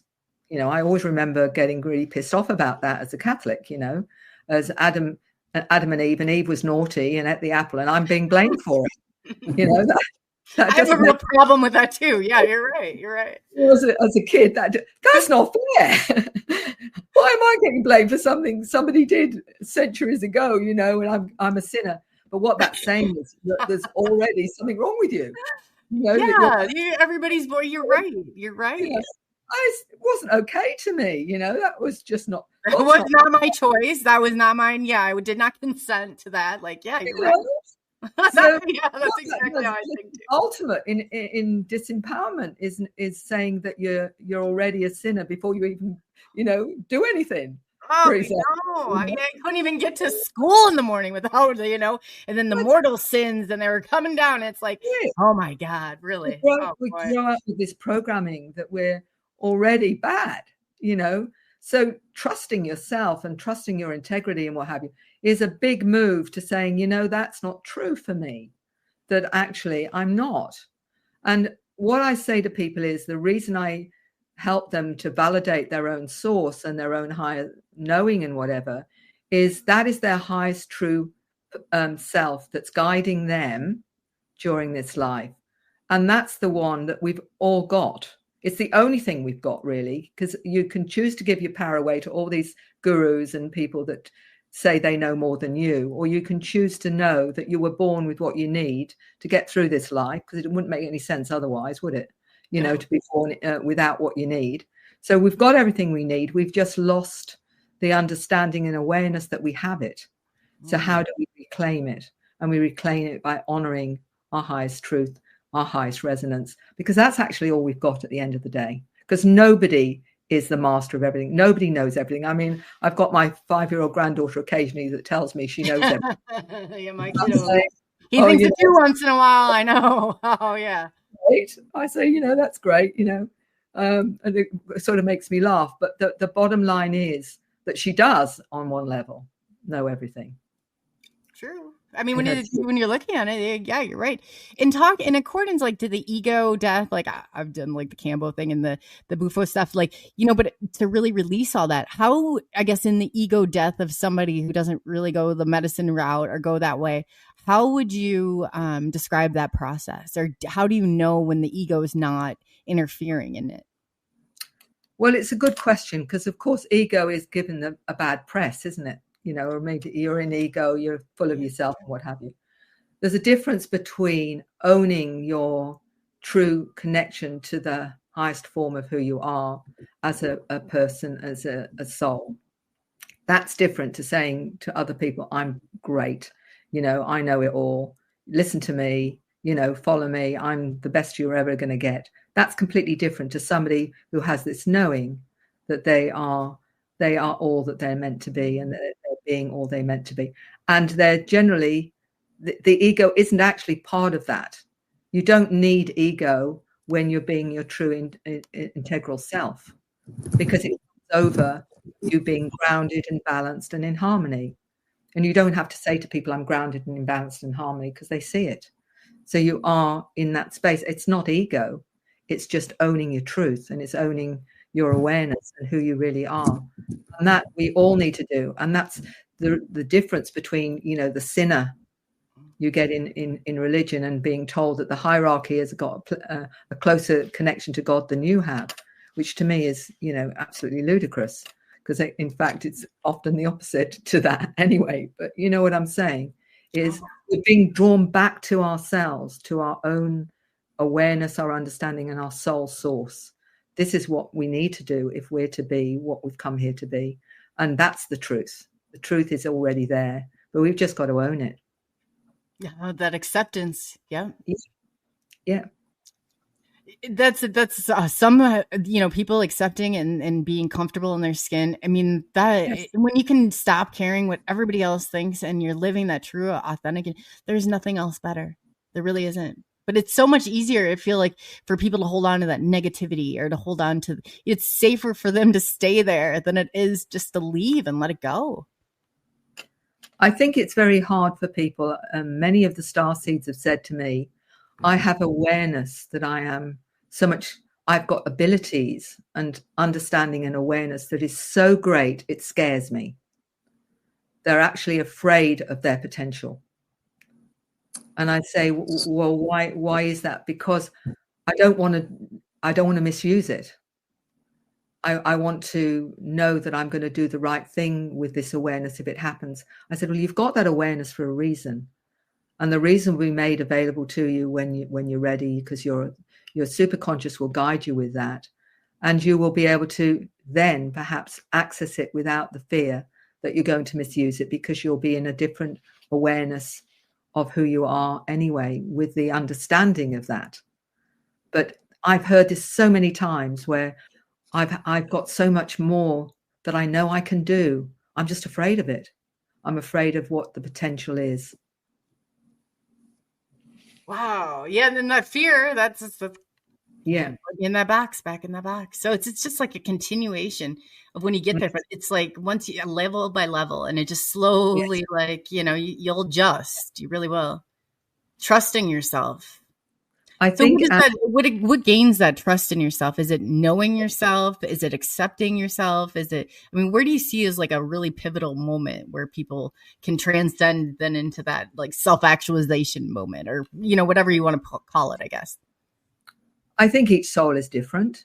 It's just like some people have the Kundalini awakening and others won't have that. They'll have a different way of being activated. Each soul just chooses when that is. But sometimes I have people come to me and they'll say, Mary, I know I've got a mission. I've got something to do. I just don't know what it is yet. And my answer to that is, and I've said it many times, is your soul isn't going to let you miss the bus, because it's worked too hard to get you here in the first place. So when you need to know where that next step is, it'll be in front of you. In fact, your soul will probably slap you around a bit and say, come on, wake up. You've got stuff to do now. or whatever. Yeah, enough of the vacation. It's time to go. The mission's going. You're not going to die and say, "Oh, I missed it. I missed it because of this," or "I missed it because..." No, your soul's worked too darned hard to get you here and to get you to that point. It's going to make sure one way or another you get it. And you're not going to like it very well. The more intervention there is when that world smacks it right back in your face, because you know you're going there. You know, it's just like, oh Yes. boy, you don't make those changes for yourself. It's going to happen and you're not going to like how it happens. So do you think people who kind of choose to navigate through that or face some of that, like I'm thinking about now, like I've been smacked by that a few times and I feel like poosh, you know, but it's something I always felt like a change that needed to happen. It just finally broke. It was that straw that broke the camel's back. Yeah. And for some people, it will be very dramatic because their soul has needed that to be part of their experience. And others, it's a process through their life, depending on your role, depending on what you're meant to do. And everyone, you know, a lot of these children coming through, they've come from other dimensions, other realities, other frequencies as well. And they're coming with their abilities and awareness to assist in that, you know, so it is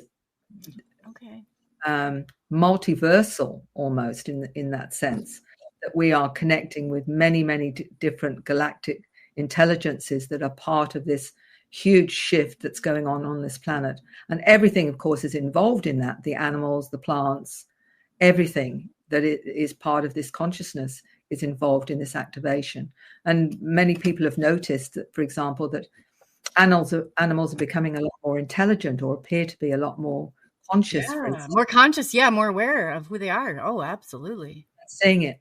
And what's fascinating to me is the numbers of people that are communicating with animals or plants or whatever. And I know a veterinary surgeon, for example, that not only communicates with the pets that come in and tells the owners what the pets are saying to them, but also when they pass on, she passes on the messages from the pets to the owners that are grieving them as well. Now, this is a veterinary surgeon that's able to do that. And I met so many others that are now communicating with animals and whatever, and plants and crystals. And I recall this 6-year-old that held a meteorite in his hand. And he was saying the meteorite's telling me its feelings, where it landed, and other things around its experience. And the mother's saying, how do you know what it's saying? He said, it's telling me in my head. And this is a 6-year-old explaining that. Wow. Where are they coming from, Mary? Like, is this like one of the children that we've seen above the crafts that kind of look out? I know Polly, too, she was talking, about implants. I'll go there next. So I guess in some of that, like the contact or the children that, you know, you've come in contact with, do you think that those kind of memories, or how do you know, I guess, too, the screened memories or what's screened? Because you talked about that before. Yeah. Well, if someone's got a phobia of something like the owl, the owl outside the window, or feeling like there's something coming towards them that looks like a cat with big eyes, or they've got an absolute fear of clowns or Santa Claus, when you take them into hypnosis, one of the questions is if they say, well, I'm seeing what looks like a clown. I always remember one of the accounts of a young man who had an accident, and he didn't know how the accident happened. And I facilitated him, taking him to a point where he was picked up by a craft, and he didn't know the accident happened after he'd been picked up by the craft. That's another story. But he said, I'm looking down and I'm seeing clown's shoes. And I said to him, look again. Oh, they're grey feet and there's 4 digits and whatever. And then slowly the clown changed into a grey. Oh, wow. So what do you mean by 4 digits? I've heard you say that before. Some of the greys, not all of them. Some of the zetas have only 4 digits. They don't have the thumb as well. They just have 4 long things. Okay. Now I understand what you're saying. Too, Andrew Rollins, he was actually right when I first started experiencing crafts. He was one of the people that, there was just a few of us that kind of grouped together, and he was one. So it's very special to me. But he wanted to know, Mary, what you mean by frequencies. Well, frequencies are really everything that's around us in terms of sound, vibration.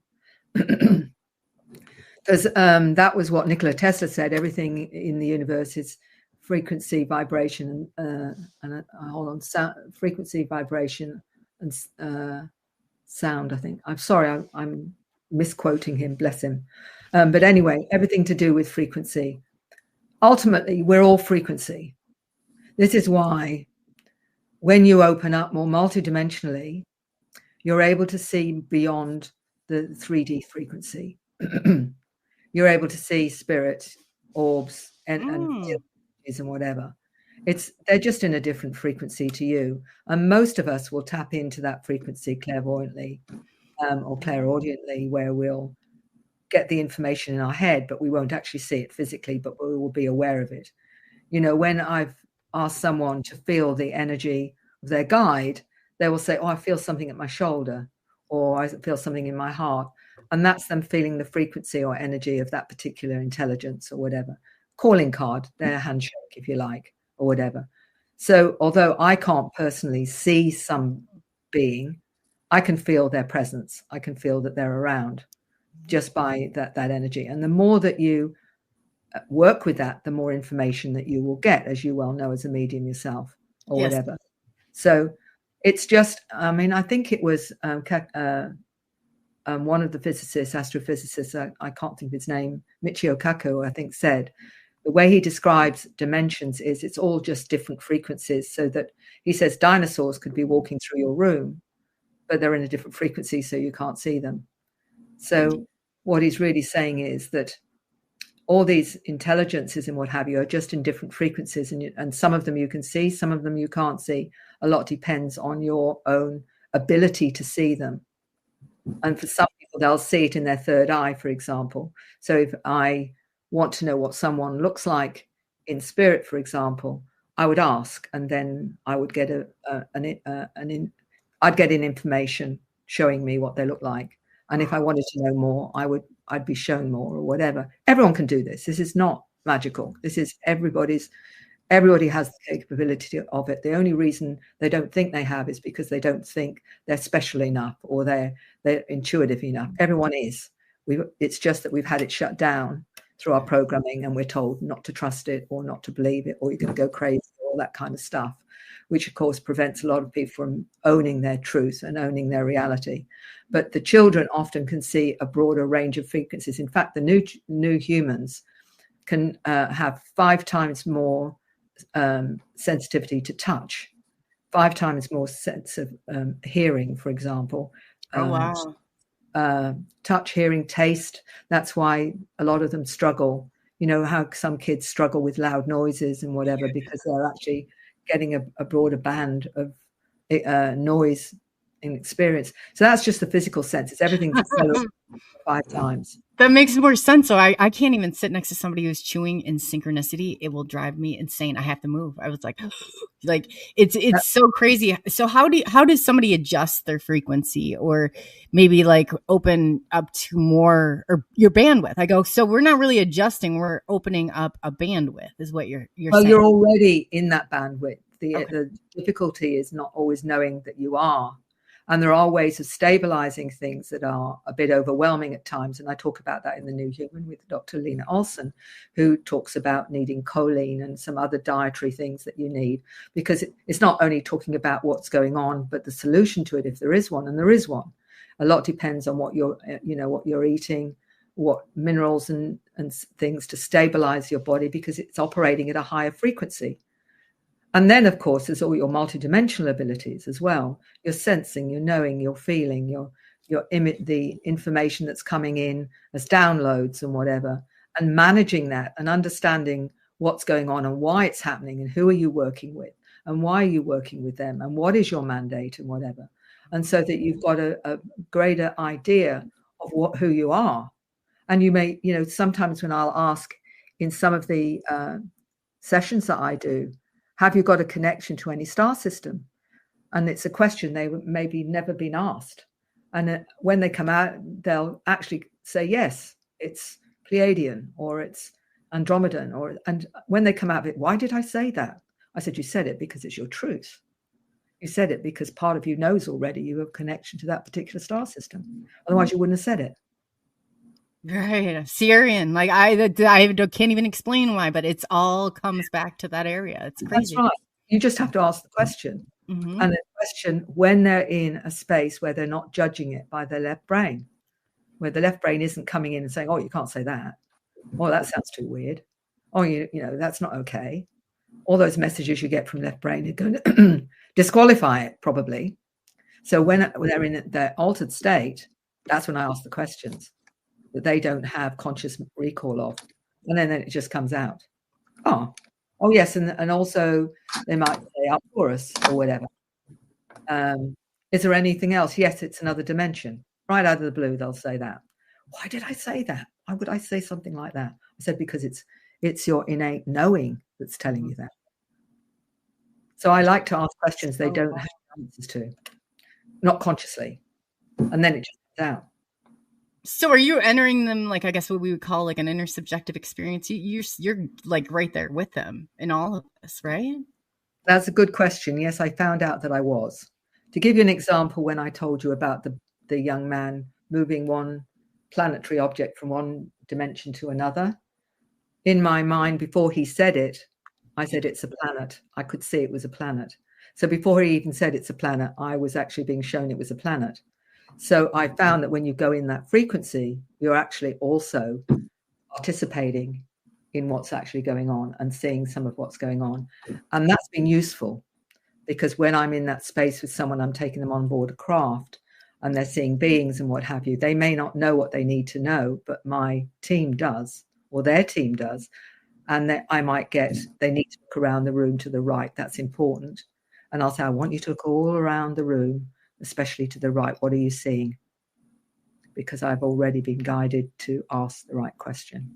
So you're basically their sight in so many ways, right? Like you're seeing unfiltered, obviously, because you're knowing what's coming in and what's going out. Like that's the way that I interpret it is that I have a connection to intelligence that guides me to their intelligence and to what they most need to be aware of as part of the session. So I'm aware that there's a kind of flow that goes on that assists me to ask the right questions, and questions they may not have even thought to ask, but they actually need to know because of the connection that connects. Because we're all together, we're all connected. It's not separate, you know, we're all connected to each other. So wow, you're like stitching yourself right in there. Like, how did you get to this place where you're able to do this and tolerate it and go with? I mean, you're talking about, you have to have some phenomenal self-awareness and what's going on in your body. I mean, that's unbelievable. How did you get here to this place? And this is amazing. Well, I don't think it's amazing in the sense that we all have the ability to do it. But what helped me gain confidence in it for more than anything else was I spent 3 years training with that side of myself with a group of individuals, and 2 of them were clinical psychologists. So I thought to myself, I'm going crazy in good company, aren't I? Right. Oh God, that's so true. One was a nursing sister. There was another one that was a homeopath. And what we did was basically explore all of this, which was, you know, remote healing, all different kinds of energy work and what have you, and honing the skills so that we knew how it worked. And I particularly needed to know how it worked. So I would say, okay, so I'm going to test you now with this, guys. And I would test them to make sure that whatever was coming through was accurate or whatever. And then I spent 2 years training 2 other groups how to do the same thing, because everyone can learn this. They just have to want to. That's all. But it's just reminding them of what they already know, and to start trusting that inner knowing and saying, you can do this because you can, because everyone can. Wow. So you actually will, people that are coming in and you'll take them through this training and help them understand all I think that's fascinating. Where do I sign up? This is unbelievable. Well, hypnotherapists that want to work on a deeper level, I say to them, well, you've got to know how you work multidimensionally so that you can understand how your client works multidimensionally. Because, the thing is, many of them are opening up to their awareness. Guiding them through that, you have to know how it works so that you can guide them and help them through that so that they can actually start to use it in a way that's useful to them. So I would make sure the hypnotherapists already know how to take people into trance, but how do you access that part of yourself to facilitate even more awareness and understanding by being on that frequency that things will come to you when you're taking somebody into that space, and you'll be shown stuff. So, and it operates really interestingly because it expands all your awareness. For example, one person said to me, I'm in a medieval town and it's really, really smelly. They were going, well, they used to throw feces and urine and on the cobblestones and whatever. Immediately I'm getting the smell. And I'm going, oh, it's pretty horrible, isn't it? Whatever. Where you're tapping into that frequency. And everyone can do this. This is not magical. This is just knowing that it's possible, because all you're needing to do is be open to accepting the data as it comes to you. That's so all you're it is. turning your senses, like you're tuning in every single sight, sound, hear, like just... Yeah. I mean, if someone comes to me, the first thing I'll say is to my team, step back, because I want to do the human thing first. So I want to actually have a chat. All right. Oh, boy. Wow. And then I'll say, okay, now what's going on? So I get the package of what is going to be the most useful to them. Okay, what's going to be the most helpful to you? What is it that you need to do to move forward? And then from that, we work out the strategy of which way they need to go to get answers and understanding. I will tell you one story. Was a lady who came in with 3 pages of questions. And I remember thinking, in 2 hours, I've got to get through all these questions, 3 pages. And anyway, I take her into the space and she says, I need you to be quiet now, Mary, because I'm going off somewhere and I'll tell you when I come back. So I'm sitting there, dead silence for about 10, 15 minutes thinking, oh, well, this is interesting. I've got not a clue what's going on. And then she comes back and I said, well, I've actually got 3 pages of questions here. And she said, don't worry, they're not important. They're not important anymore. Wow. And she came out of it. She got everything she wanted in that space of quiet where her consciousness went somewhere else, and obviously got the answers that she needed. So it was actually a very easy session because I didn't have to do anything really except for take her into that space. Oh, man. I just sat there. It was just dead quiet. And then I'm thinking, I've got all these questions still, when am I going to get through all of these questions? None of she them just were went right above it. Yeah, rose right above it. Wow. None of them were relevant. So you never know what you're going to be faced with this. The value of being able to tap in is, what do I do now? What's going to be the most useful here? I remember once being shown a past life, because my screen sort of comes up like this. It's like a video screen. Oh, wow. They were showing me a past life of this individual. And I said, look, I can't say that because I can't prove it. Because, I'm all about being professional and ethical. I'm just saying something when I've got no way of validating it, didn't sort of feel right. They said, Mary, just say it. It'll make sense. They get very patient with me because I'm awkward. And I said, look, I'm getting a sense that this is something that's happened in another lifetime. And they said to me, Mary, that's spot on. Thank you. So now when I get stuff, I said to them, so where is the way of validation? They said the validation is the acceptance of the data. Just like if you were giving somebody advice, they can choose to take it or not take it. You're not saying it as an absolute. You're saying, this is what I'm sensing or getting. Does that make sense to you? And if it does, they'll take it, just like you would do anything else. You're not making it an absolute in any way. And I will just say, my sense is this, or something occurs to me. It might be useful to look at this. Is that helpful to you? As you do as a medium. You'll get stuff. That makes sense. Yeah, you kind of, you don't get it. They have to make sense out of it. The person has to make sense out of it. It's not for me. It's for them. And, I've learned now to trust whatever comes through, which is sometimes very scary because you've got no way of monitoring that information. It's either going to come through, and if it does, you're either going to honor it without coloring it. And that's what I talk about, coloring information. Because if you are bringing your left brain in, that starts to edit right away. And it will say, you can't say this, or you must say it, or you've got to say it this way. So it's got to come from that absolute integrity, which is scary because you don't know what you're going to be saying or what's going to come out your mouth. Yeah. Oh, yeah. I've got kicked out of more ghost hunting groups for that. But I said, this is what happens. It's just coming and I'm spewing it out. I'm not like it. The people have to make sense out of it. I can't. And as they create meaning, then I'm able to take it further and further. Wow. That's interesting that you put it like that. And I get it. Yeah. the bottom line is that you can only try to be as authentic as possible with what you do and explain what you do. And anyone that comes to me knows that's how I work. And the reason it's helpful to them is because they're getting stuff generally themselves. And to know they're not alone, that other people are working that way and how they work with it is actually very comforting, because it gives them a sense of, oh, I'm not that weird after all, or I'm not that strange. And no, you're not, because everyone channels. Everyone brings in information. They may not know the source of it. They may think it's their superconscious or their inner knowing or their inner wisdom, but everyone brings in information from other realms. They just don't always know the source of it. And I say to those that don't, I say, don't you think you ought to find out where your source is? Because you're talking to your best friend behind a wooden door. Don't you think you should open it and say, what's your bio? Tell me about yourself. Why are you with me? And whatever. Because the more you understand about your source, the more competent and confident you're going to be with listening to them. So you're saying, like, when those times come, we're supposed to ask those questions. Like, so we're expanding our consciousness is basically, okay, oh, wow.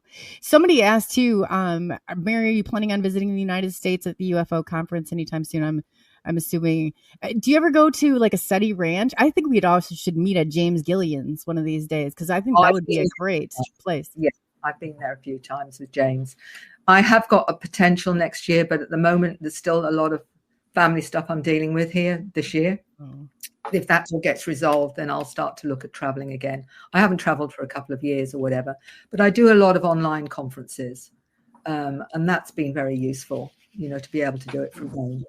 And then where would somebody find, can you tell them, like, while they have everybody here, like, where would somebody find where your classes are? Because I'm ready to go look at you're absolutely amazing. So where can they find, and, because so many people are seeking this, like, just to get to that next level. You're amazing. Well, all you can do is email me, and I'm on my website. You can go onto my website. I'm also on Facebook. I'm also on Telegram and Messenger. So if they want to expand that side of themselves, and really for many experiences, it's just understanding more of their connection to these intelligences and how to expand their own awareness and understanding of that.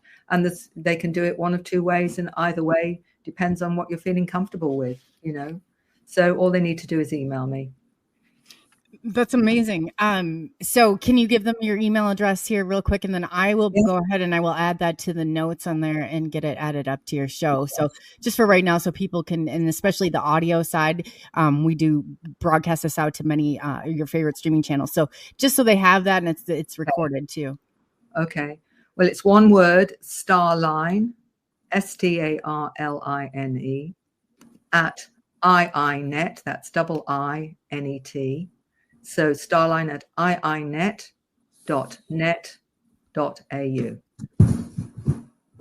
Okay. I'm going to, hopefully I get this right. So what I'm seeing is Starline, all one word, at iinet.net.au.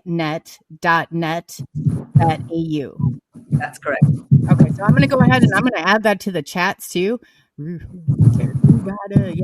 So I'm going to add that to the sorry, James, you just add that to the chat too. So yes, and two, I don't feel like we've even gone there. Would you be willing to come back for like a part 2 on this and continue because I'm absolutely fascinated, and we could adjust the time too. I mean, I know you're tomorrow at early in the morning, but I mean, we would love to continue this further, because I just feel like we're just getting there, and it just would be amazing. Absolutely. No worries at all. We'll work something out. Great. And then I guess, we could, I could talk to you all night. In closing, until we come back for a part 2, is there something that you can leave everybody with, I guess, in helping, I guess we were talking about the sport. What's the best way to start that transition, or people that are, just a message that you want to leave the people with until next time? I think the important message is to not give up and understand that we are in transition, and it is hard at the moment, but you've all incarnated because you know it's going to work out. Otherwise you wouldn't have bothered. So trust in yourself more than anything, and trust that we are in process, and there are going to be some amazing things, I believe, going to happen on this planet, and we've all chosen to be here. So trust in that and be ready. Yes, ready, willing, and able to go. And Don't let that fear hold you back. You got to go through. I guess people who are going through that transition and eating a lot of these memory, and just really releasing them, the stages that they go through. Is there any helpful, ways that you find it's comforting, or kind of coming to terms with some of this, or a different perspective, I guess you could leave them with also?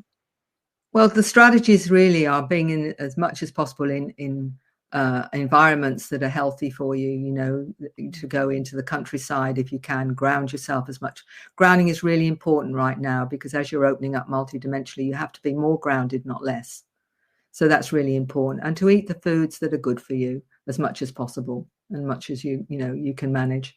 And just generally taking care of yourself, not just those around you, but taking care of yourself. You got to take care of yourself first, or you can't take care of other people. That's so true. Everybody in the audience has said, thank you so much, Mary. You've really, I'm not a real emotional shifting person. I was in tears at one point. So I'm like, wow, you're good.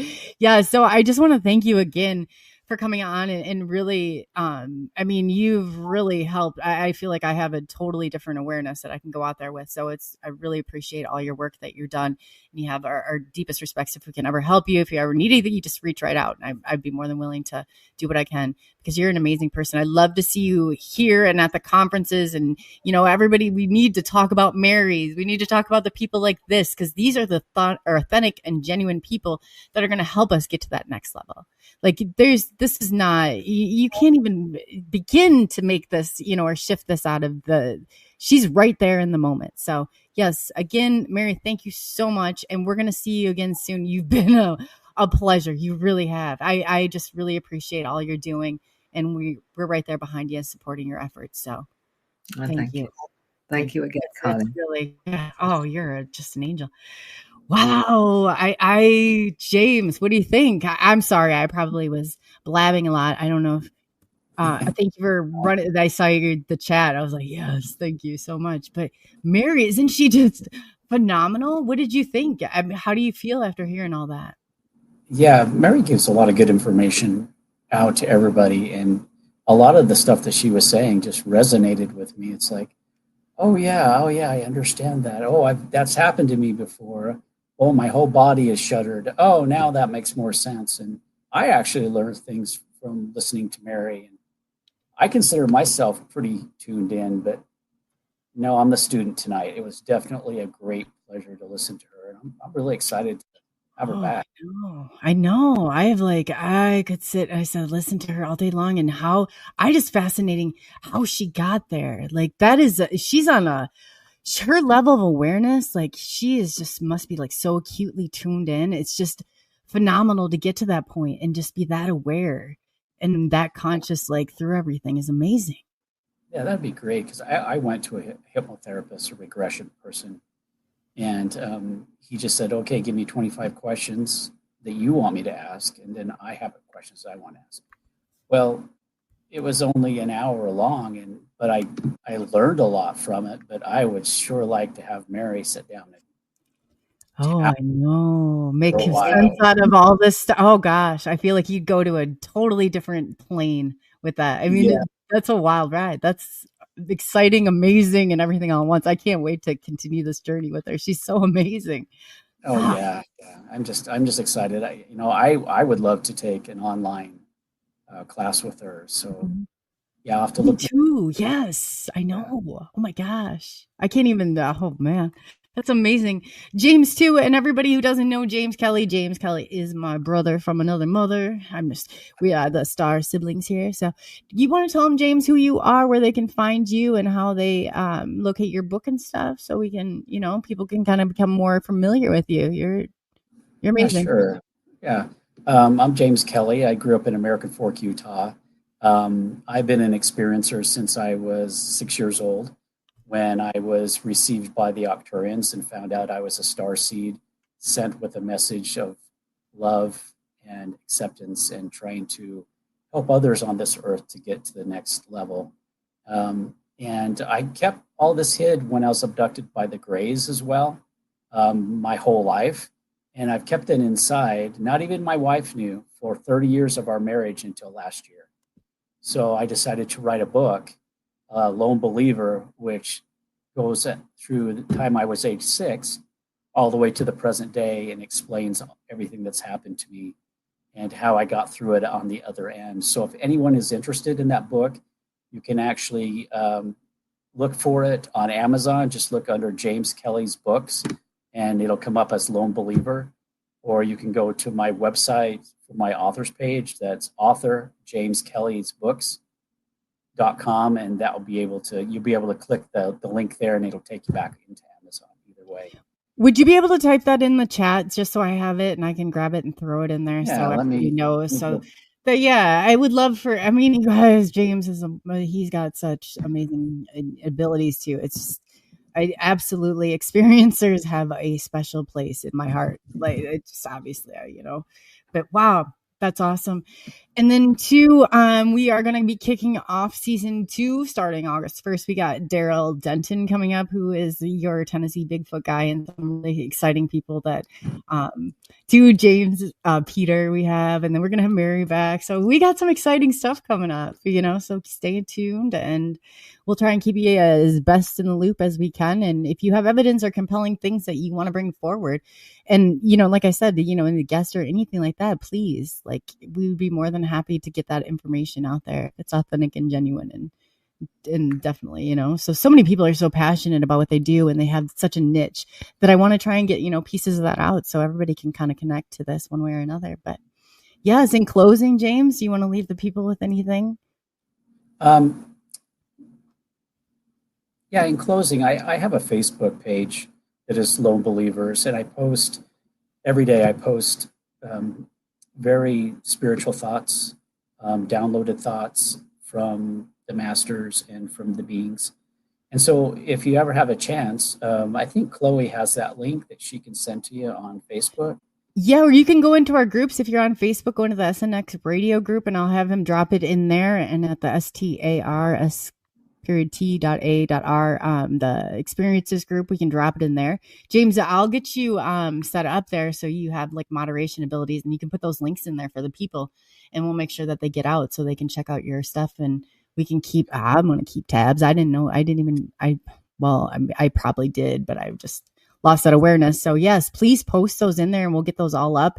And I'll also add them into, if you're listening to this on the live streaming side, we'll try and get all those added into the comments section and updated. So you can contact Mary, you can contact James, you can, we can get you all connected because it's all about connections, definitely. So in saying that, did you want to leave us some wise words of wisdom? Wise? Yeah. I don't know. Just remember, we're all on the same journey and we need to connect with one another as a family to stay on that journey. Remember, we're all beings of light. We all have the potential of being beings of light and being perfect. And so absolutely, yes. Please reach out to anybody and remember, you're not crazy. No. It doesn't even matter if the state deems you that way. They don't believe that. You're only gifted, and that's why you're special.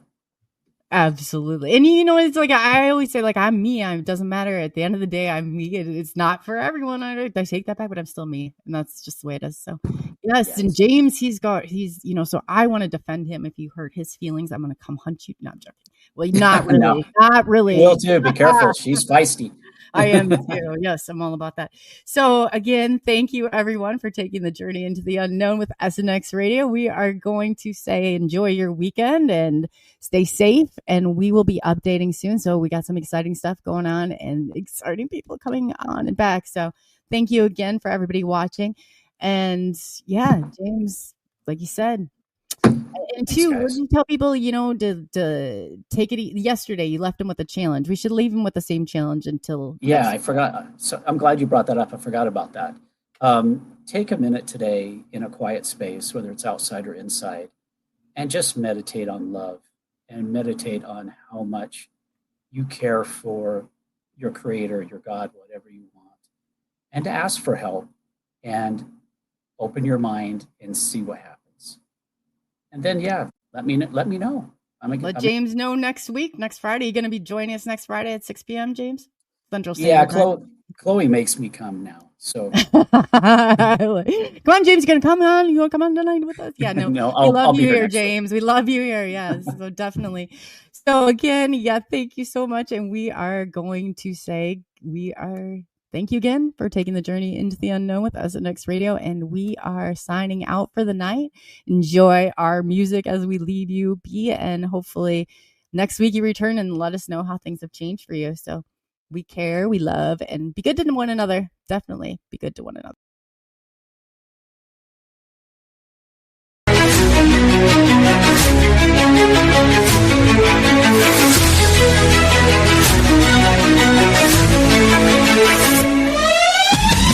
Unraveling the mystery, secrets in the night. We travel through the cosmos, ready for the flight. Together we'll shine, casting shadows aside, in the heart of the rhythm where our dreams collide. Join the submission, next quest, the truth is our guide. In the vast expanse, it's where we reside. Hands up to the sky, let the bass ignite.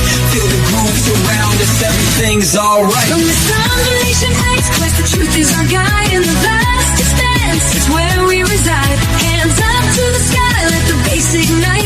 Feel the grooves around us, everything's alright. Listen, Next Radio, let the truth ignite. Together we'll shine, bring shadows to light. In this cosmic dance, we're connecting the dots. Tune into the frequency, let's explore the spots. Heavy bass drops with tight beats. Illuminate the shadows, the echo of our call. On this roller ring will never fall. Feel the energy rising, can you sense the spark? As we dive deeper into the cosmic arc. Stories of the universe, mysteries unfold. In the heart of SNX, where the truth is gold. Every note we play, every line we write, crafting our legacy, shining ever bright.